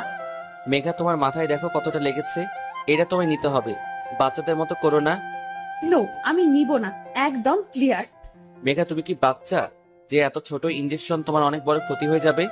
স্যার আপনি বুঝতে পারছেন না, এই ইনজেকশনটা যখন আমার গায়ে লাগাবে তখন কতটা ব্যথা লাগবে আমার। ওএমজি। মেঘা কিছুই হবে না, জাস্ট একটু লাগবে, একটু। না না না স্যার, না না, আমি লাগাবো না। এত হট্টগোলের মধ্যে কেবিনের দরজা খুলে ভিতরে ঢুকলেন ডক্টর আহাদ। তিনি কাব্যর কাঁধে হাত রাখতে কাব্য উঠে দাঁড়ালো মেঘার বেড সাইডে। তিনি বসে মুচকি এসে মেঘাকে বললেন, আপনি চকলেট পছন্দ করেন? হ্যাঁ ডক্টর, খুবই। আপনার জন্য আমার কাছে চকলেট আছে। বা পকেট থেকে আহাদ চকলেট বের করে মেঘার দিকে বাড়িয়ে দিল। মেঘা চকলেট খাচ্ছে। আহাদ হাসি মুখে মেঘাকে জিজ্ঞেস করলো, আচ্ছা, আপনার নামটা তো জানাই হলো না। ও ডক্টর, আমার নাম মেঘা রহমান। আপনার? আমি ডক্টর আহাদ। আচ্ছা মিস মেঘা, আপনি কি রেসার? না তো। তাহলে আপনি রাস্তার মধ্যে দৌড় দিচ্ছিলেন কেন? যদি আমি ব্রেক না করতাম তখন আপনার কিছুই হলে তখন? আসলে ডক্টর, এই লোকটা আমার পিছু নিয়েছিল, আমি একটুতেই ঘাবড়ে যাই। আমার ছোট থেকে প্রবলেম, ভয় পেলে হুটহাট কিছুই করে বসি। আচ্ছা, আপনার পিছনে কোন লোকটা পড়েছিল? আসলে ডক্টর, আপনি চিনবেন না ওকে। গল্পের মাঝে আহাদের ইশারায় নার্স ইঞ্জেকশন লাগিয়ে দিল। কিছুক্ষণের ব্যবধানে আকাশ এসে উপস্থিত। আকাশ এসে অবাক হয়ে দেখলো মেঘাকে নার্স ইঞ্জেকশন লাগাচ্ছে আর মেঘা হাসি মুখে বসে আছে। দরজা ঠেলে ভিতরে এসেই বলল, আপু, তোর ব্যথা লাগলো না? ব্যথা লাগবে কেন? ইনজেকশন লাগলে তো তোমার মহা ব্যথা অনুভব হয়। তাহলে কি তাহলে তাহলে করছিস আকাশ? নার্সগুলো মুখ টিপে হাসতে হাসতে বেরিয়ে গেল। রূপ কুচকে বলতে লাগলো, এই কি হলো, সবাই হাসতে হাসতে বের হয়ে গেল কেন? আপু, তুমি ঠিক আছো তো?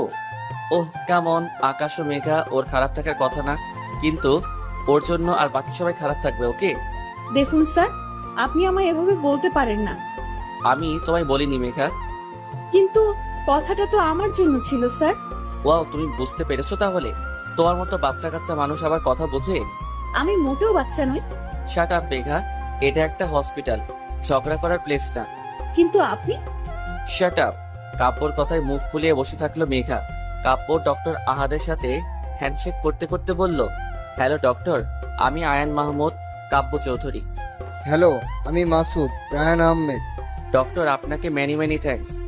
আরে আপনি আমার লজ্জা দিচ্ছেন এখন মিস্টার চৌধুরী, এটা তো আমার কর্তব্য। আচ্ছা, আমরা কি মেঘাকে বাসায় নিয়ে যেতে পারি? জি অবশ্যই, উনি বাসায় থাকলে তাড়াতাড়ি সুস্থ হয়ে যাবেন আর ওনার দিকে খেয়াল রাখবেন। এভাবে রাস্তাঘাটে দৌড়াদৌড়ি করলে বড় অ্যাক্সিডেন্ট হয়ে যেতে পারে। জি ডক্টর, এরপর আমরা ফুল খেয়াল রাখবো। এবার আমরা আসি। মিস্টার চৌধুরী, আমার মনে হচ্ছে আপনার একটু বেশি তাড়া আছে। যাই হোক, রিসেপশনে গিয়ে ফর্মটা পূরণ করে দিয়ে আসুন, তারপরে পেশেন্টকে নিয়ে যান। কাব্য আকাশকে উদ্দেশ্য করে বলল, তুমি ফর্মালিটি গুলো পূরণ করে আসো, আমি মেঘাকে নিয়ে বের হচ্ছি। আকাশ চলে গেল। ডক্টর মেঘার দিকে এগিয়ে এসে বলল, তো মিস মেঘা, আমাদের আর দেখা হচ্ছে না তাহলে? তা কেন ডাক্তার, আপনি আমার জীবন বাঁচিয়েছেন, আপনার সাথে তো ফ্রেন্ডশিপ করা যায়। জি, আপনি চাইলে অবশ্যই করণীয় এটা। কাব্যর আহাতকে পছন্দ হচ্ছে না, তার মতো সে নিত্যন্ত গায়ে পড়া ছেলে, তার মধ্যে এই কথাগুলো আরো ভালো লাগছে না। কাব্য এগিয়ে এসে বলল, মেঘা উঠো উঠো, আমাদের যেতে হবে। মেঘা অবাক হয়ে বলল, হ্যাঁ স্যার, আমি উঠছি তো। উফ, আন্টি টেনশন করছে, তুমি বুঝতে পারছো না, এখনই যেতে হবে। মেঘা ডক্টরকে আরো কিছুই বলতে যাবে, তখন কাব্য মেঘাকে থামিয়ে দিয়ে বলল, ডক্টর, আপনার সাথে আমরা অন্য সময় মিট করব, এখন তো আমাদের আসতে হচ্ছে। Sorry doctor. মেঘা, তুমি এখনো বসে, চলো চলো। কাব্য মেঘাকে নিয়ে বেরিয়ে গেল। আহাদ মেঘার যাওয়ার পানে তাকিয়ে আছে। অদ্ভুতভাবে মেয়েটা তার ভালো লেগে গেছে। কাব্য মেঘাদের ড্রয়িং রুমে সোফায় বসে, তার অদ্ভুত লাগছে। পরনে 3/4 প্যান্ট, সাথে টি শার্ট। মেঘার মা কাব্যকে বলতে লাগলো, তুমি না থাকলে কি যে হতো বাবা। মেঘা তার মাকে বাধা দিয়ে বলল, স্যার কিছুই করেননি, সব তো করেছেন ডক্টর আহাদ। উনি তো মেঘাকে কাব্য থামিয়ে দিয়ে বলল, আন্টি আপনি টেনশন করবেন না, কাল থেকে আমার ড্রাইভার মেঘাকে ড্রপ করে নিয়ে যাবে আসবে। কাব্য, তুমি যে কথাটা শুনিয়ে কতটা শান্তি দিলে আমায়, তা বলার বলতে নয়। দেখো কখন থেকে কথা বলে যাচ্ছি, আমি তোমার জন্য চা নিয়ে আসি। আন্টি আপনি ব্যস্ত হবেন না, এত রাতে আর কিছুই করতে হবে না আপনাকে। আমি অন্যদিন এসে আপনার হাতের চা খেয়ে যাব। আর এখন আপনি একটু রেস্ট নিন, আমি উঠি। কাব্য চলে গেল। কাব্যর খুব বিরক্ত লাগছে, সে কোনোভাবে ডক্টর আহাদকে সহ্য করে উঠতে পারছে না, তাকে সহ্য না করার কোনো কারণও খুঁজে পাচ্ছে না। এই বিষয় নিয়ে সে বেশ চিন্তিত। তখনই, মা তোমার কি দরকার ছিল বলো তো কাব্য স্যারকে বলার আমি তার গাড়িতে যাব? মেঘা, তুই বেশি বুঝিস না। কাব্য যা বলছে তোর ভালোর জন্য বলছে। মা সে আমায় ভালো বোঝার কে? আকাশ আছে না, ও আমায় অফিসে দিয়ে আসবে নিয়ে আসবে, অন্য কারো সাহায্য আমি কেন নেব? দেখ মেঘা, তুই এভাবে যেতে পারলে যা, না হলে তোর কাজ করার কোনো দরকার নেই, বাসায় থাক। মা আমার কথা আমি বলে দিয়েছি, এখন তোর যেতে হলে যা, থাকতে হলে থাক। মাকে বোঝানো অসম্ভব। মা একবার যেটা বুঝেছেন সেটা তিনি করবেন, তাকে বলে কোনো লাভ হবে? শুধু শুধু বৃথা চেষ্টা। মেঘা বাধ্য হয়ে কাব্যর পাঠানো গাড়ি করে অফিসে আসলো। অফিসে ঢুকতে একটা গন্ডগোল হচ্ছে, তা বেশ আন্দাজ করতে পারলো মেঘা। কাব্য আজ কালো কোট প্যান্ট পরেছেন, তার স্ট্রেট করা চুল, হাতে হোয়াইট চেইনের ঘড়ি। কাব্যর এইরকম মার্কা ফেসে ওর আগের আবির্ভাব বেশ পরিলক্ষিত। আরে রে, এই লোকটা বোধহয় না রেগে থাকতে পারে না, রাগ ওনার ফেভারিট মুড। কি হচ্ছে জানার জন্য এগিয়ে আসলো মেঘা। মেঘা চমকে উঠলো, ওই আসিফ নামের ছেলেটি মাথা নিচু করে দাঁড়িয়ে আছে। মেঘা তো কাব্যকে কিছুই বলেনি, তাহলে তিনি কি অন্য কিছু নিয়ে কথা বলছেন ছেলেটার সাথে? এই যে মেঘা। কাব্য মেঘাকে ডাক দিলেন। মেঘা তার দিকে এগিয়ে আসতে বলল, জুতা খুলো মেঘা। কেন?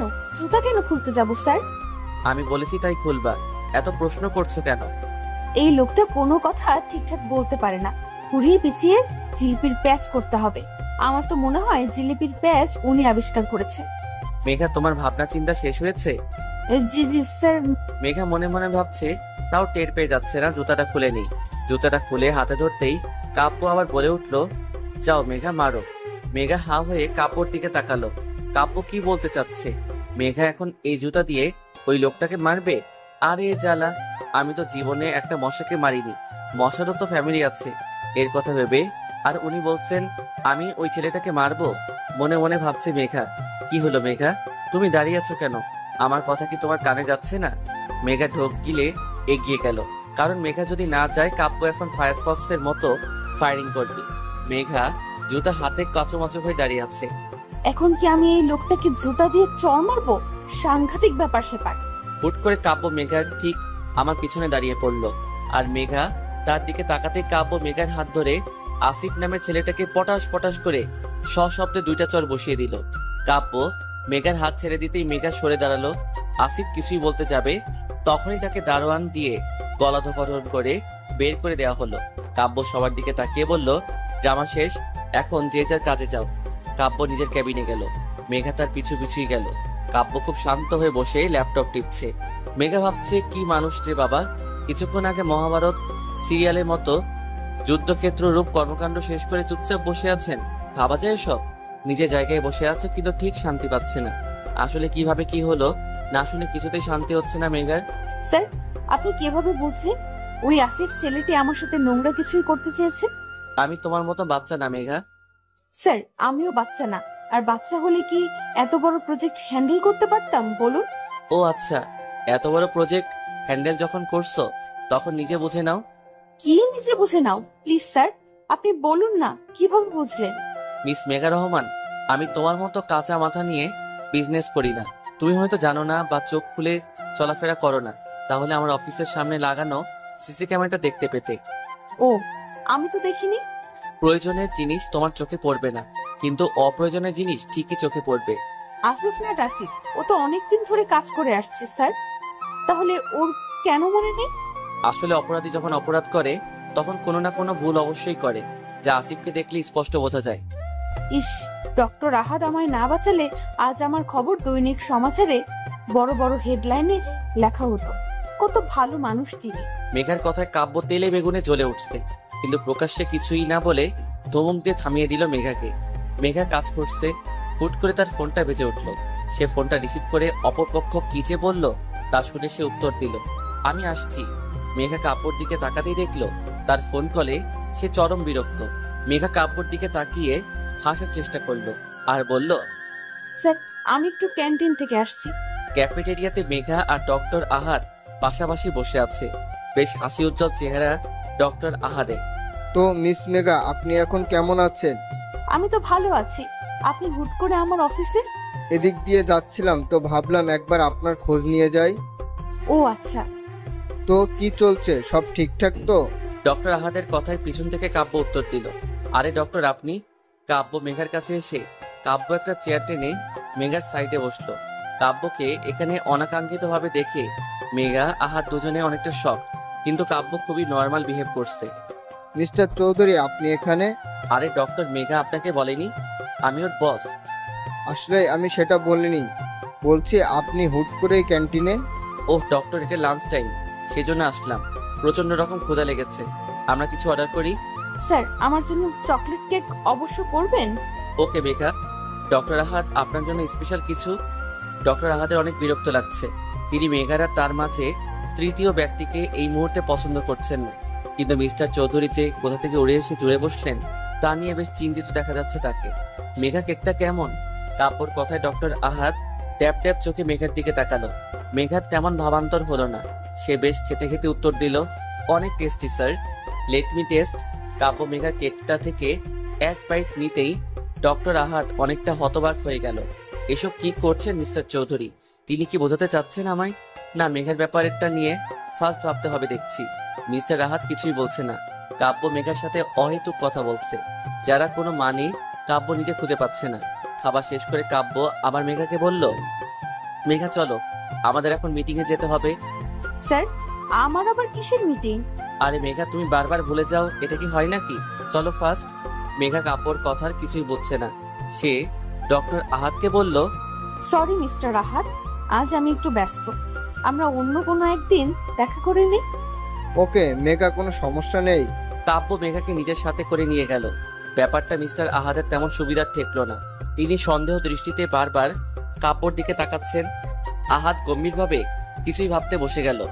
কাব্য ড্রাইভ করছে, তার পাশের সিটে মেঘা বসে আছে। মেঘার কৌতূহলের দৃষ্টি নিয়ে কাব্যর দিকে তাকিয়ে আছে। স্যার আপনার কি হয়েছে বলুন তো? কই কিছুই না তো। কিছু তো হয়েছে স্যার। আপনি ডক্টর আহাদের সামনে এটা দেখানোর চেষ্টা করলেন কেন যে আপনি আর আমি এত ক্লোজ? আরে মেঘা, আমাদের কোম্পানির একটা রিপিটেশন আছে না? এইভাবে সবাই যদি ভাবে আমাদের কোম্পানির এমপ্লয়ীদের সাথে খারাপ ব্যবহার করি, তাহলে মার্কেটে আমাদের বদনাম হবে। কিন্তু স্যার আপনি আমায় মিটিং এ কেন নিয়ে যাচ্ছেন? আমার তো কোনো কাজ নেই। চুপ করে বসে থাকো মেঘা, এত কথা বলো না, আমার ড্রাইভ করতে প্রবলেম হচ্ছে। মেঘা চুপ করে গেল, কিন্তু কাব্য নিজে বুঝতে পারছে না সে কেন বা এমন বিহেভিয়ার করছে। কি হয়েছে? তার রেস্টুরেন্টে বসে আছে কাব্য, মেঘা, আর তাদের সামনে বসে আছেন তাদের ক্লায়েন্ট মিস্টার তাসকিন শরীফ। কাব্য আর মিস্টার শরীফ তাদের মিটিং এর বিভিন্ন প্রয়োজনীয় কথাবার্তা বলছে। মেঘা মনোযোগ দিয়ে তা শুনছে। যদিও তার ইচ্ছে করছে এখান থেকে দৌড়ে পালাতে, কিন্তু তার হচ্ছে কই। 3টায় মিটিং শেষ হলো। মিস্টার শরীফ মেঘার সাথে হ্যান্ডশেক করার জন্য তার দিকে হাত বাড়িয়ে দিল। মেঘা তো হাসি মুখে হাত মিলাতে যাবে, তখন কাব্য ঠ্যাস করে হাত মিলিয়ে নিয়ে বলল, আপনার সাথে কাজ করে আমাদের নিশ্চয়ই অনেক ভালো লাগবে। এখন তাহলে আসি মিস্টার শরীফ, চলো মেঘা চলো।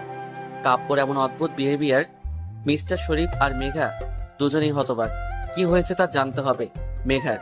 রোড সাইডে গাড়ি দাঁড় করিয়ে মেঘা চুরিওয়ালার কাছ থেকে চুরি কিনছে আর এক টাকার জন্য দাম কষাকষি করছে। কাব্য গাড়িতে হেলান দিয়ে 2 হাত পকেটে রেখে দেখে চলেছে মেঘাকে। মেঘা ছাড়া আর কোনো কিছুই তার চোখে পড়ছে না। মেঘার চুলগুলো হালকা বাতাসে উঠছে, কোমরে হাত দিয়ে সে দোকানের সাথে দাম কষাকষি করছে। কাব্য ভাবতে লাগলো, প্রথম দিন তোমার ভয়েস শুনে তোমার প্রতি মুগ্ধ হয়ে গেছিলাম।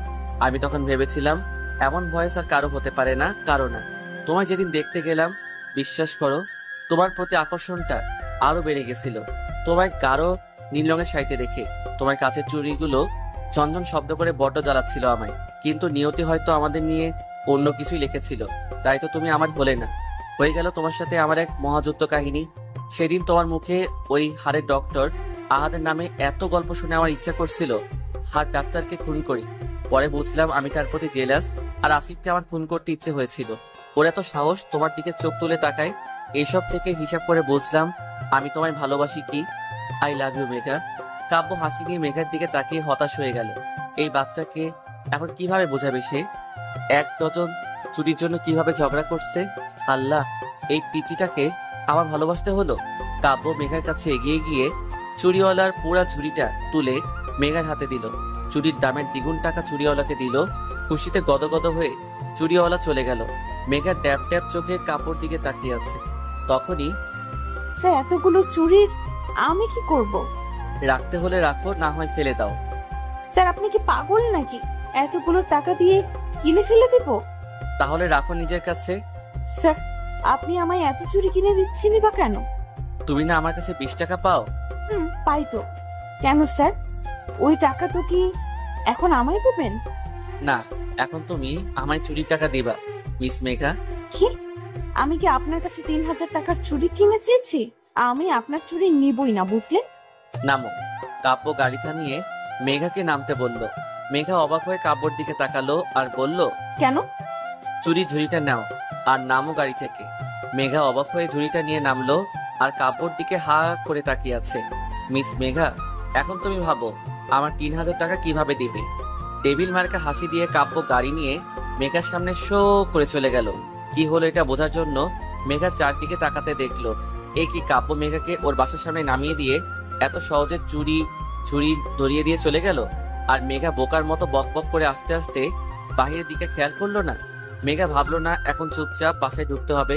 মা যদি আমার হাতে এই ঝুড়ি দেখে তাহলে তো এলাহি কাণ্ড বেঁধে দিবে। 1000টা প্রশ্নের তীর নিক্ষেপ করবে আমার দিকে আর অহেতুক সন্দেহ দৃষ্টি দিয়ে গিলে খাবে। চুপচাপ খুব সাবধানে পা ফেলে বাসার ভিতরে প্রবেশ করলো মেঘা। নিজের রুমে এসে দীর্ঘ নিঃশ্বাস ছাড়লো। যাক বাবা, বাঁচা গেল। আকাশ আমার কথা শুনে, আকাশ শোনো, দাঁড়াও, কোথায় যাচ্ছ তুমি? নেহা, আমাকে যেতে দাও। তোমার সাথে আমি আর কোনো কথা বলতে চাই না, প্লিজ। কি হয়েছে আকাশ, তুমি এভাবে বলছো কেন?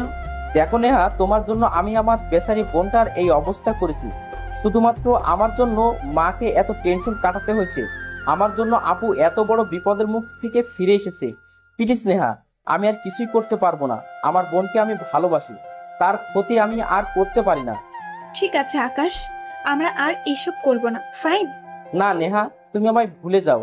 তোমার ফ্যামিলি কখনো আমায় মেনে নিবে না। প্লিজ আমায় ভুলে যাও। তুমি অন্য কোনো বড়লোক বাবার ছেলেকে বিয়ে করে সুখে থাকো। আকাশ, তুমি আমাকে এভাবে বলছো?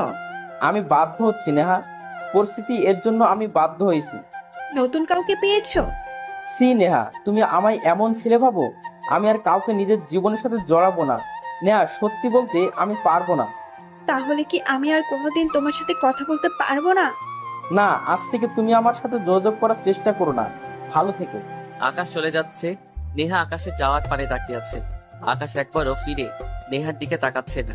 নিজের চোখের পানি লোকাতে সে নেহার দিকে ফিরে তাকাচ্ছে না। নেহা অঝরে কান্না করছে। তার কান্নার বাদ মানছে না। চিৎকার করে কান্না করতে পারলে আজ একটু শান্তি পেত সে। কাব্য গুনগুন করে গান গাচ্ছে আর পকেটে হাত দিয়ে নেহার রুমের দিকে যাচ্ছে। প্রেমে পড়েছি আমি, প্রেমে পড়েছি, প্রথম দেখাতে তার প্রেমে পড়েছি। কাব্য গান গাচ্ছে, নেহা মুখ ফুলিয়ে বসে আছে। নেহা বিরক্ত নিয়ে বলল, এই ভাইয়া, কি শুরু করলি তুই? এই তো সমস্যা কি? সমস্যা আমার না তোর। আমার সমস্যা থাকলে এত সুন্দর গান গাইতাম বল। তোর সমস্যা, তুই নিয়ে ভাগ এখান থেকে, আমার মুড অফ। বোন শোন না, প্রেমে পড়েছি, আমি প্রেমে পড়েছি।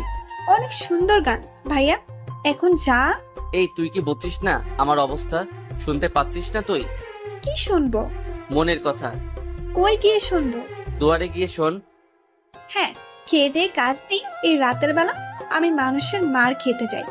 মায়ের কেন খাবি? এখন মানুষের দুয়ারে গিয়ে নক করলে আমায় মার না দিয়ে কি দুধ ভাত দেবে? কাব্য নেহার মাথার পিছনে মেরে বলল, ওরে গাধির আম্মা, আমি তোকে আমার মনের কথা শুনতে বলেছি। আমার মনের দুয়ারে গিয়ে ডাফার। আচ্ছা, উফ, চিৎকার করছিস কেন? তোর মতো গাধির আম্মার কাছে আমি কথা শেয়ার করতে আসছি, যা বলবোই না। আরে ভাই ভাই, রাগ করিস না, প্লিজ বল প্লিজ। আমি না। কি? ইস কি লজ্জা, কি লজ্জা। ভাই, নতুন বইয়ের মতো লজ্জা পাস কেন বলতো তুই? আমি না মেঘাকে ভালোবেসে ফেলেছি। কি? সত্যি সত্যি ভাইয়া? কি হলো, তুই এত খুশিতে লাফাচ্ছিস কেন? আরে ভাই, খুশিতে খুশিতে মেঘলা ভাবি আমার ভাবতে। এত খুশি হওয়ার কিছুই নেই। এখনো মেঘা জানে না আমি ওকে ভালোবাসি। আরে ভাইয়া নো টেনশন, ভাবি পটে যাবে তো। সত্যি তো? তিন সত্যি। 1000 में मेरा बहना है। হয়েছে, পাম না দিয়ে যাও ফুটো। কাব্য আবার গান গাইতে গাইতে চলে গেল। প্রেমে পড়েছি আমি, প্রেমে পড়েছি, প্রথম দেখাতে তার প্রেমে পড়েছি, প্রেমে পড়েছি আমি, প্রেমে পড়েছি, প্রেমে পড়েছি, সে যে রূপে অপরূপা অনন্যা, পৃথিবীতে নাই তার কোনো তুলনা, প্রেমে পড়েছি আমি, প্রেমে পড়েছি। কাব্য যেতেই নেহা খুশিতে আকাশকে ফোন দিল। আকাশ ফোন তুলে বলল, আমি তোমায় মানা করছি না নেহা, আমায় ফোন দিতে প্লিজ। আমি তোমার কোনো কথা শুনতে চাই না, প্লিজ আমায় ছেড়ে দাও প্লিজ। নেহাকে কিছুই বলার সুযোগ না দিয়ে আকাশ ফোনটা কেটে দিল। শালা তোকে কাল ভার্সিটিতে দেখাচ্ছি। নেহার আগে ফোনটা রেখে ঘুমাতে চলে গেল। ঘড়ির কাঁটায় 12টা বেজে 10 মিনিট। বালিশের নিচে থাকা ফোনটা চিৎকার করে বেজে উঠছে। দুইটা জিনিস মানুষের শান্তি হারাম করতে পারে। এক, মাঝরাতে কারো আগমন, আর দুই, এই মাঝরাতের ফোন। মেঘা চোখ ডলতে ডলতে ফোনটা তুলল। অপর পাশ থেকে একজন প্রায় চিৎকার করে বলল, এত টাইম লাগে কেন ফোন ধরতে? ও তুমি কি ঘুমাচ্ছিলে? মেজাজটা 99 সেলসিয়াস মাত্রায় বেড়ে গেল মেঘার। কি বলে, রাত 12টায় ফোন দিয়ে বলে ঘুমাচ্ছ? বিরক্ত মাখা কণ্ঠে বলল, না তো, আমি তো ডান্স করছিলাম। এত রাতে তুমি ডান্স কেন করছো মেঘা? আমার ইচ্ছা, আপনার কি? আপনি কে? আমি কে? মেঘা মাথাটা গরম করো না তো। আপনার মাথা গরম হলে আমার কি? মেঘা বাড়াবাড়ি হচ্ছে কিন্তু। আমি বাড়াবাড়ি করছি, তাতে আপনার কি? মেঘা এর ফল কিন্তু তোমাকে ভোগ করতে হবে। আমায় ফল ভুগতে হবে, তাতে আপনার কি? মেঘা আমি রেখে গেলে কিন্তু যা ইচ্ছা তাই করব। আপনি যা ইচ্ছা হয় তাই করুন, তাতে আমার কি? ঠিক আছে, ওয়েট অ্যান্ড ওয়াচ বলে কাব্য ফোনটা কেটে দিল। মেঘা আবার ঘুমে তলিয়ে গেল। 1 মিনিট লাগে না তার ঘুমাতে, একদম ঘুম পড়ি। তারপরে ঘুমের মধ্যে অনেকক্ষণ থেকে বুঝতে পারছে মেঘা কিছু একটা ওকে স্পর্শ করছে, কিন্তু চোখ করে দেখার সময় কই। মেঘারও তো ঘুমে ব্যস্ত, মহাব্যস্ত। স্পষ্ট কারো ঠোঁটের ছোঁয়া নিজের কপালে অনুভব করলো মেঘা। তার ছোঁয়ায় পুরো শরীরটা হিম ঠান্ডা হয়ে গেল। মুহূর্তেই মেঘার ঘুম ছুটে পালালো। দেখলো এক ছায়ামূর্তি ঠিক ওর পাশে বসে আছে। ছায়ামূর্তি বললে ভুল হবে, ছায়া মানব ওর দিকে এগিয়ে আসছে। মেঘা জোরে চিৎকার দিতে যাবে, তখনই খপ করে মেঘার মুখে হাত দিয়ে চেপে ধরলো। নাইট লাইটের আলোয় মানুষটার মুখ দেখে দ্বিগুণ ভোল্টেজে শক খেলো মেঘা। এমা, এ তো কাব্য স্যার। এত রাতে আমার বাসায় কি করছে? কেউ দেখলে কি ভাববে আমায়? কাব্য মেঘার মুখ খুব শক্ত করে চেপে ধরে মেঘার পাশে শুয়ে মেঘার দিকে মিটমিট করে হেসে চলেছে। কাব্য মেঘাকে ছেড়ে দিতেই, স্যার আপনি এখানে কি করছেন? মেঘার থেকে দ্বিগুণ ফিসফিস করে বলল, আমার যা ইচ্ছা হয় করতে বললা, আর এখন ইচ্ছে হয়েছে তাই এখানে আসছি। কি? আপনি এত রাতে আমার রুমে আসবেন? কেউ দেখলে কি ভাববে? সেটা তোমার সমস্যা, তাতে আমার কি? দেখুন স্যার, আমার ভুল হয়েছে, আপনার সাথে লাগা উচিত হয়নি। আপনি ইগো বজায় রাখার জন্য সব করতে রাজি। এখন আমি যাব না, এখানেই থাকবো। কি? স্যার প্লিজ প্লিজ, আপনি যান প্লিজ। তুমি কি আমার বউ না গার্লফ্রেন্ড যে আমি তোমার কথা শুনবো? আপনি যদি ভালো ভালোই না যান তো কি করবা শুনি? আমি চেঁচিয়ে সবাইকে ডাকবো আর বলবো আপনি আমার রুমে জোর করে ঢুকে এসেছেন। আমি বলবো তুমি আমায় ফোন করে আসতে বলেছ। আমার ফোন লিস্টটা দেখিয়ে দিব। আল্লাহ, কোন বিপদে ফেললা আমায়। আচ্ছা স্যার, আপনি যা বলবেন আমি তাই করব।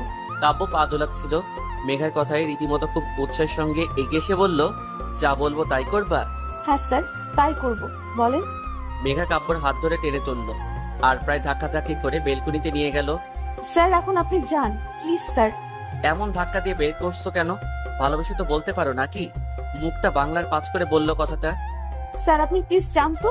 কাব্য মেঘার দিকে কিছুক্ষণ তাকিয়ে থেকে মেঘার দিকে এগিয়ে আসলো। তারপর মেঘার হাত ধরে নিজের বুকের মধ্যে নিয়ে আসলো।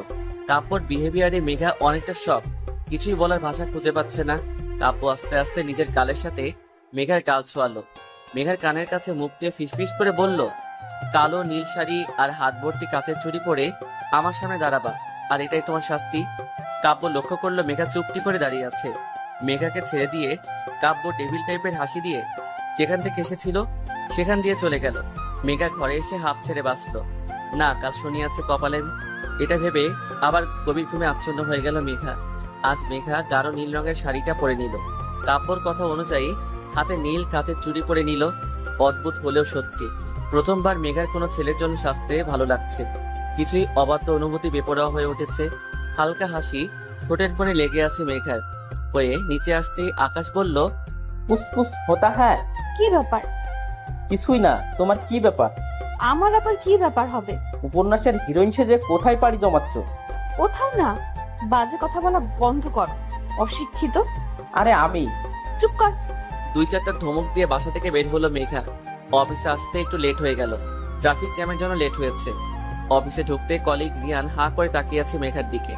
মেঘা তার সামনে গিয়ে তুড়ি মেরে বলল, কি হলো?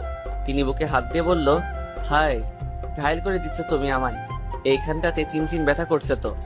ও আচ্ছা, তাহলে আজকে ডাক্তারের কাছে যান। মেঘা কাব্যর কেবিনে ঢুকে দেখলো কাব্য রাগে প্রদীপের মতো জ্বলজ্বল করছে। মেঘা ভাবছে, এখন আমি আবার কি করলাম? এই লোকটা না আশ্চর্যজনক। ধ্যাত, যা করে করুক, ভালো ভালোই 2 দিন কেটে গেলে বাঁচি। ইজি চেয়ারে গা এলিয়ে দিয়ে বসলো মেঘা। কাব্য রেগে গেলেও কিছুই বলছে না, অদ্ভুত নিজের মতো কাজ করে চলেছে। মেঘার আর কি, ও ওর কাজগুলো করে নিলে বাঁচে। ভার্সিটির বটতলায় আকাশ বসে আড্ডা দিচ্ছিল। নেহা আসতেই সে উঠে চলে যেতে লাগলো। নেহা পথ আগলে ধরলো। আকাশ, আমার কথাটা শোনো প্লিজ। না নেহা, আমি তোমার কোনো কথা শুনতে চাই না প্লিজ। আকাশ, ভাইয়া মেঘা আপুকে ভালোবাসে। তাতে কি? আমার বোন তো বাসে না। মানে আপু যাতে ভাইয়ার প্রেমে পড়ে, তা তো তোমাকেই প্ল্যান করতে হবে। প্লিজ নেহা, আমি কিছুই পারবো না, প্লিজ তুমি আমার পিছু ছেড়ে দাও প্লিজ। আকাশের কথা না বাড়িয়ে চলে গেল। নেহা দাঁড়িয়ে থেকে আকাশের যাওয়ার পানে তাকিয়ে আছে। আজ এই আকাশটাকে চিনতে নেহার বড্ড কষ্ট হচ্ছে। কাজের মাঝে মনে হয় মেঘার বাধা স্বরূপ। মেঘার বেহায় ফোনটা ভ্যা ভ্যা করে উঠল। কাব্য মেঘার দিকে রূপ কুচকে তাকালো, আর একবার ফোনের স্ক্রিনের দিকে তাকাতেই মেঘা ফোনটা হাতে নিয়ে বলল, কে? আরে মেঘা, আমি আহাদ বলছি। ও ডাক্তার, আপনি? হ্যাঁ বলুন। মেঘা, এখন একটু তোমার সময় হবে? কেন বলুন তো ডক্টর? আমার তোমার সাথে খুব প্রয়োজনীয় কথা ছিল। খুব প্রয়োজনীয় কি? হ্যাঁ মেঘা, খুব। আচ্ছা, আপনি কোথায় এখন? তোমার অফিস ক্যান্টিনে আছি। আচ্ছা, আমি আসছি, জাস্ট 5 মিনিট। মেঘা ফোন রাখে আর চোখে দেখলো কাব্য খুব মনোযোগ সহকারে এখন নিজের কাজে ব্যস্ত হয়ে পড়েছে। মেঘা ফোনটা নিয়ে কিছুক্ষণ ভাবলো, তারপর কেবিন থেকে বেরিয়ে ক্যান্টিনের উদ্দেশ্যে গেল। মেঘা আহাদের সামনে আসতেই আহাদ হা হয়ে তাকিয়ে আছে। মেঘা আজ এত সুন্দর লাগছে যে কেউ দেখলে প্রেমে পড়ে যাবে। বাঙালি মেয়েরা যত আধুনিক পোশাক আশাক পরুক না কেন, নারীকে তো সবসময় শাড়িতে অপরূপা অননা লাগে। মেঘা আহাদের সামনের চেয়ারে বসে পড়ল। বলুন ডক্টর, আমায় কেন ডেকেছেন? কিছু না। কিছুই না মানে? ফোনে বললেন আপনার অনেক প্রয়োজনীয় কথা আছে, এখনই বলতে হবে আপনাকে। তাই তো আমি কাজ ফেলে আপনার কাছে আসলাম। আমার জন্য এসো। হ্যাঁ, আপনার জন্য। মেঘা, তোমায় আজ অনেক সুন্দর লাগছে, যা বর্ণনা করার ভাষা পাচ্ছি না। ধন্যবাদ ডক্টর। আসলে মেঘা, আমার না একটা সমস্যা হচ্ছে। তোমার সাথে দেখা হওয়ার পর থেকে সমস্যাটা হচ্ছে আমার। কি ধরনের সমস্যা বলুন তো? তোমাকে দেখলে আমার বুকের মধ্যে প্রচন্ডভাবে ব্যথা অনুভব করি। মেঘা আহাদকে কিছুই বলতে যাবে, তখন কোথা থেকে কাব্য এসে মেঘার হাত ধরে হির হির করে টেনে নিয়ে যাচ্ছে। ডক্টর আহাদ ব্যাপারটা বুঝতে পারছেন না। মেঘা শুধু বলছে, স্যার ছাড়ুন, আমার হাতে লাগছে, প্লিজ ছাড়ুন স্যার। কাব্য মেঘার কোনো কথা না শুনে মেঘাকে টেনে গাড়িতে তুললো। তারপর সোজা নিজের বাসায় নিজের রুমে এনে মেঘাকে বিছানায় ছুঁড়ে ফেলে দিল। কাব্যর ঘরে থাকা জলপরি শোপিসটা ফ্লোরে আছড়ে ফেলে দিল। মুহূর্তে বিকট শব্দে টুকরো টুকরো হয়ে ভেঙে গেল শোপিসটা। কাব্য মেঘার বাহুতে হাত দিয়ে টেনে তুললো। এত শক্ত করে ধরছে, বোধহয় তার উদ্দেশ্য হাড়গুলো গুঁড়া পাউডার করা। আর বলল, এই মেয়ে, তোমার কত ছেলে লাগে বলো বলো? অফিসে ওই রিয়ানের সাথে গায়ে পড়ে হেসে কথা বলছিলে, তারপর ওই হাড়ের ডক্টর আহাদের সাথে। ছি! স্যার ছাড়ুন আমায়, আমার যার সাথে ইচ্ছা আমি তার সাথে কথা বলবো, আপনার কি? আমার কি? কাব্য মেঘাকে ছেড়ে দিয়ে নিজের চুলগুলো শক্ত করে ধরলো, পাগলের মতো এদিক ওদিক করছে। আমার কি? ওকে মেঘা, তুমি দেখো আমার কি, বলে কাব্য চলে গেল। দরজাটা পিছন থেকে লক করে দিয়ে গেল। মেঘা দরজা খটখট করছে আর বলছে, স্যার দরজা খুলুন প্লিজ স্যার। তখনই অনেকক্ষণ থেকে একটা বদ্ধ রুমে বসে আছে মেঘা। মেঘাকে কেন এভাবে তুলে আনলো সেটা একমাত্র কাব্যই জানে। কি চলছে ওর মাথায় তাও বোঝা অনেক মুশকিল মেঘার। মেঘা ভাবছে, আমায় এমন ভাবে তুলে আনলো, জানি আমি তার বাপদাদা রেখে যাওয়া সম্পত্তি। ওনার ব্যবহার অনেক অদ্ভুত ঠেকছে, কিসের জন্য তা বোঝা মুশকিল। নেহি নামুনকিন। হ্যাঁ, এখন আমি কি করি? আমার ফোনটা তো ক্যাফেটেরিয়ায় ফেলে এসেছি, ইস, কাজের সময় কোনো কিছুই আমি হাতের কাছে পাই না। এখন ইচ্ছে করছে বেলকনি থেকে লাফিয়ে পড়ি। লাফিয়ে পড়ার পর আমার ঠিক কতটা ব্যথা লাগবে তা যদি আগে থেকে জানতে পারতাম তাহলে লাফ দিয়ে দেখা যেত। হাজারো চিন্তা ভাবনা নিয়ে অস্থিরতার সময় কাটছে মেঘার। পাক্কা 2 ঘন্টা পর দরজা খোলার শব্দ পেয়ে প্রায় দৌড়ে দরজার কাছে গিয়ে দাঁড়াতেই মেঘা অবাক হয়ে থমকে দাঁড়ালো। মেঘার সামনে মেঘার মা দাঁড়িয়ে আছে। মেঘার মা এসে হাসি মুখে মেঘাকে জড়িয়ে ধরলো। মেঘা কিছুই বুঝতে পারছে না এখানে ওকে জোর করে তুলে নিয়ে আসা হয়েছে, আর ওর মা খুশি হয়ে রীতিমতো দাঁত কেলিয়ে হাসছে। কি এমন হলো? মেঘার মা আসার সাথে সাথে কাজের লোকটা এসে ঘরটা পরিষ্কার করে দিয়ে গেল। মেঘার মা ওকে বলল, ছি ছি মেঘা, তুই শোকেসটা ভেঙে ফেলেছিস। সবাই দেখতে কি ভাববে বলতো? কি বলছে কি মা? আমি ভেঙেছি? আমার কি মাথা খারাপ? অন্য রুমের জিনিস ভাঙতে যাব? মেঘা ওর মাকে কিছুই বলতে যাবে, ওর মা মেঘাকে থামিয়ে দিয়ে নিজে বলল, আজ তোকে অনেক মিষ্টি লাগছে। আসলে মন থেকে এই দিনটা দেখার জন্য অনেক আশা করেছিলাম। প্রতিটা মায়ের এই স্বপ্নটা মনের মধ্যে লালন পালন করে আজ সত্যি আমার গর্ব হচ্ছে। তুই আমাদের মতামতকে সম্মান করেছিস। ধুর, কি করেছি আমি সেটাই তো আমায় কেউ বলো। আমি তো কোনো কথা বলতে দিচ্ছ না। আমি মনে মনে বকবক করে যাচ্ছি আর মা আমার সাথে বকবক করছে। কিছুক্ষণ পর ওদের রুমে একজন মধ্যবয়স্ক লোক এসে ঢুকলো। তিনি মেঘাদের ঠিক পাশে বসে কিসব বলতে শুরু করলেন। যখন উনি বললেন, বলুন মা কবুল, তখন বুঝলো উনি মেঘার বিয়ে পড়াচ্ছেন। মেঘার মাথা আকাশ ভেঙে পড়লো। এখানে হচ্ছে কি? সবকিছুরই চাপে পড়ে আর মেঘার মায়ের মুখের হাসি থেকে মেঘার মুখ দিয়ে কবুল কথাটা বের হয়ে গেল। কাজী সাহেব তার খাতাপত্র গুছিয়ে চলে গেল আর মেঘার মা খুশিতে গদগদ হয়ে ওর কপালে চুমু খেয়ে নিচে চলে গেল। মনে অজান্তে এক ফোঁটা নোনা জল চোখ বেয়ে পড়ছে মেঘার।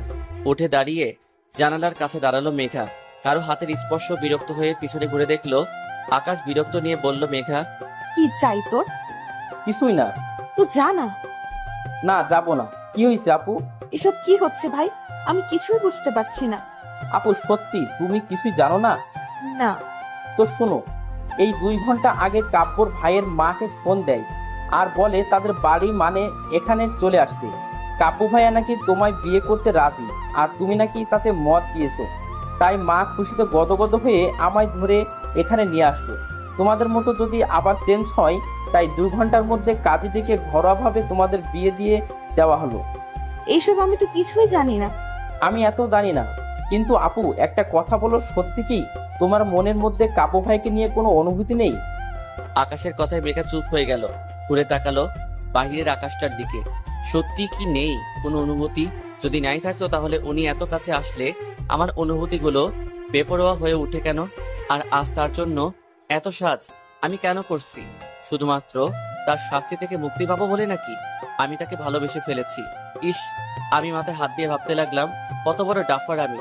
উনি আমায় ভালোবাসেন বলে অফিসে রিয়ান ডক্টর আহাদ কাউকে সহ্য করতে পারছিলেন না। তার অবাধ্য অনুভূতিগুলো আমায় কখন থেকে বোঝানোর চেষ্টায় উঠে পড়েছিল। ভালোবাসে সে, ভালোবাসে। আমি মুচকি হাসলাম নিজের অজান্তেই। ঠোঁটের কোণে হাসি চলে আসলো। এসব ভাবছে মেঘা। আর মা কোথায়? নিচে চল। মেঘা আর আকাশ 2 ভাই বোন নিচে গেল।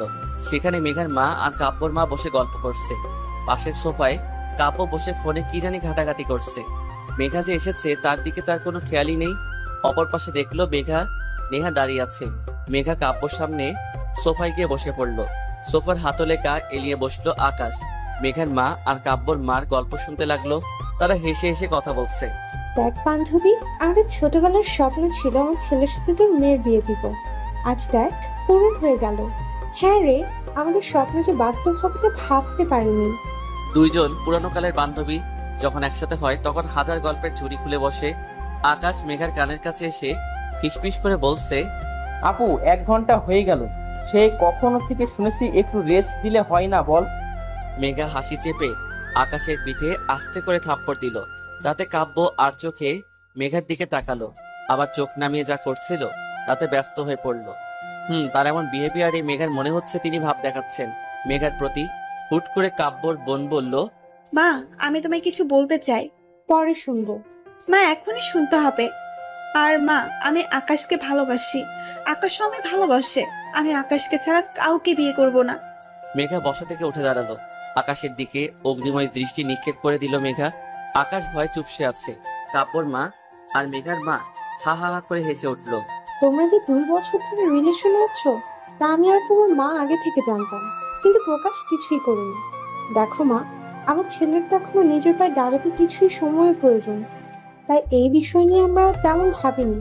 সময় আসলে গুরুত্ব দিয়ে দেখবো ভেবেছিলাম। আর আমি কিন্তু আগে থেকে মেঘাকে বাড়ির বউ করার প্ল্যান করেছিলাম। নেহা, সেটা তুই আর আকাশ শুধু হেল্প করেছিস। নেহা লজ্জায় মাথা নিচু করে দাঁড়িয়ে আছে, আর মেঘা আকাশের দিকে তাকিয়ে মনে মনে বলছে, ওরে মির্জাফর, তাহলে তুই তোর কি করে বাসায় গেলে বুঝবি। আকাশ কিছুই বলছে না, আচুবচু হয়ে দাঁড়িয়ে আছে। মেঘা ওর মাকে বলল, মা এখন বাসায় যাওয়া যাক। মেঘার কথায় মেঘার মা কাব্যর মা কাব্য এমনভাবে তাকালো জানি মেঘা কি না কি বলে দিয়েছে। মা, আমার একটু মানিয়ে নিতে সময় লাগবে, যদি সেই সময়টা তোমরা আমায় দিতে। তুমি তো জানো মা, এই 19 বছরে আমি কখনো কোথাও গিয়ে এক রাত থাকিনি, তাহলে এখন কিভাবে ভাবতে পারছো? মা, তুমি নেও, যত সময় নিবা নেও, আস্তে আস্তে তুমি সব গুছিয়ে নিতে পারবা। ওকে মেঘা, যতদিন ইচ্ছা তুমি সময় নাও, আমার কোনো সমস্যা নেই, আর কোনো তাড়াহুড়া নেই বলে কাব্য ফোনটা কানে নিয়ে কারোর সাথে কথা বলতে বলতে চলে গেল। মেঘা তার ব্যবহারে কেন জানি অনেক কষ্ট পেল। কেন পেল, কিসের জন্য পেল তাও জানে না। 1 মিনিট না দাঁড়িয়ে একরাশ অভিমান নিয়ে বাসায় চলে আসলো মেঘা।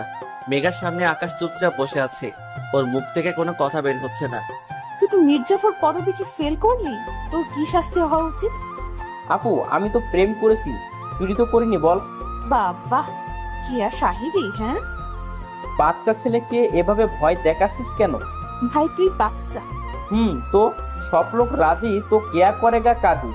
এই আগে ফাইনাল পরীক্ষাটা দে, ফেল করলে বাসা থেকে বের করে দিবেই, সাথে নেহা। ফুর! ইস, আমি নেহার সাথে অনেক বাজে বিহেভ করছি, ওর কাছে সরি বলতে হবে। আকাশ ফোনটা হাতেই নিজের রুমে চলে গেল। নেহা ফোন ধরে বিরক্ত কণ্ঠে বলল, কি হয়েছে বলো? নেহা, আমায় ক্ষমা করে দাও প্লিজ। নেহা প্লিজ। না, আমি তোমায় ক্ষমা করে দেব না। কিসের জন্য দেব? তুমি তো আমায় ভালোবাসো না। আমি তোমায় ভালোবাসি তো। না, বাসো না, তাই আমাদের মাঝে আর কিছুই হবে না। আচ্ছা, আমায় বর্ষা তোমার ডিপার্টমেন্টের মেয়েটাকে ফ্রেন্ড রিকোয়েস্ট দিয়েছে ভাবছি। এই সোজা ব্লক করব। তুই শুধু অন্য মেয়ের দিকে তাকালে না, তোর অবস্থা আমি খারাপ করে দিব।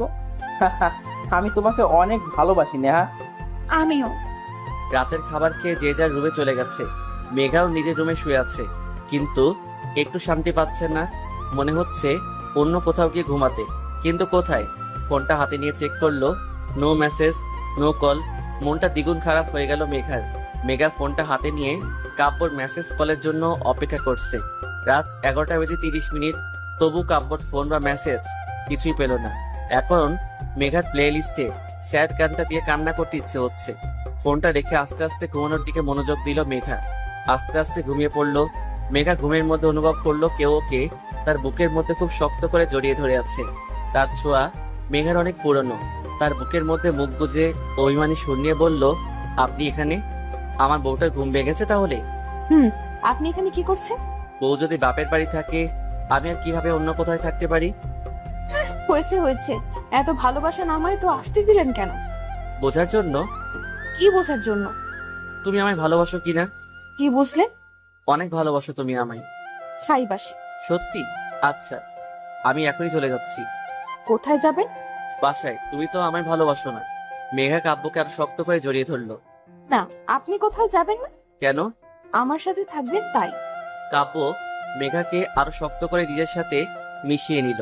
হুট করে মেঘা কাব্যর বুক থেকে উঠে বলল, এখন আপনি আমার 20 টাকাটা দিয়ে দিবেন? না, দিব না। কেন? এই 20 টাকার জন্য তুমি আমার বউ হতে এত লেট করলা, আর এর মাঝে ওই হাড়ের ডক্টর ঢুকে যাচ্ছিল। আহার, অনেক কিউট কিন্তু। এত কিউট তার কাছে যাও। মেঘা পিছন থেকে জড়িয়ে ধরে কাব্যকে। আমার বর অনেক বেশি কিউট। হইছে, আর বলতে হবে না। কাব্য মেঘার দিকে ঘুরে মেঘার কপালে নিজের ঠোঁট ছোঁয়ালো, আর শক্ত করে মেঘাকে জড়িয়ে ধরলো।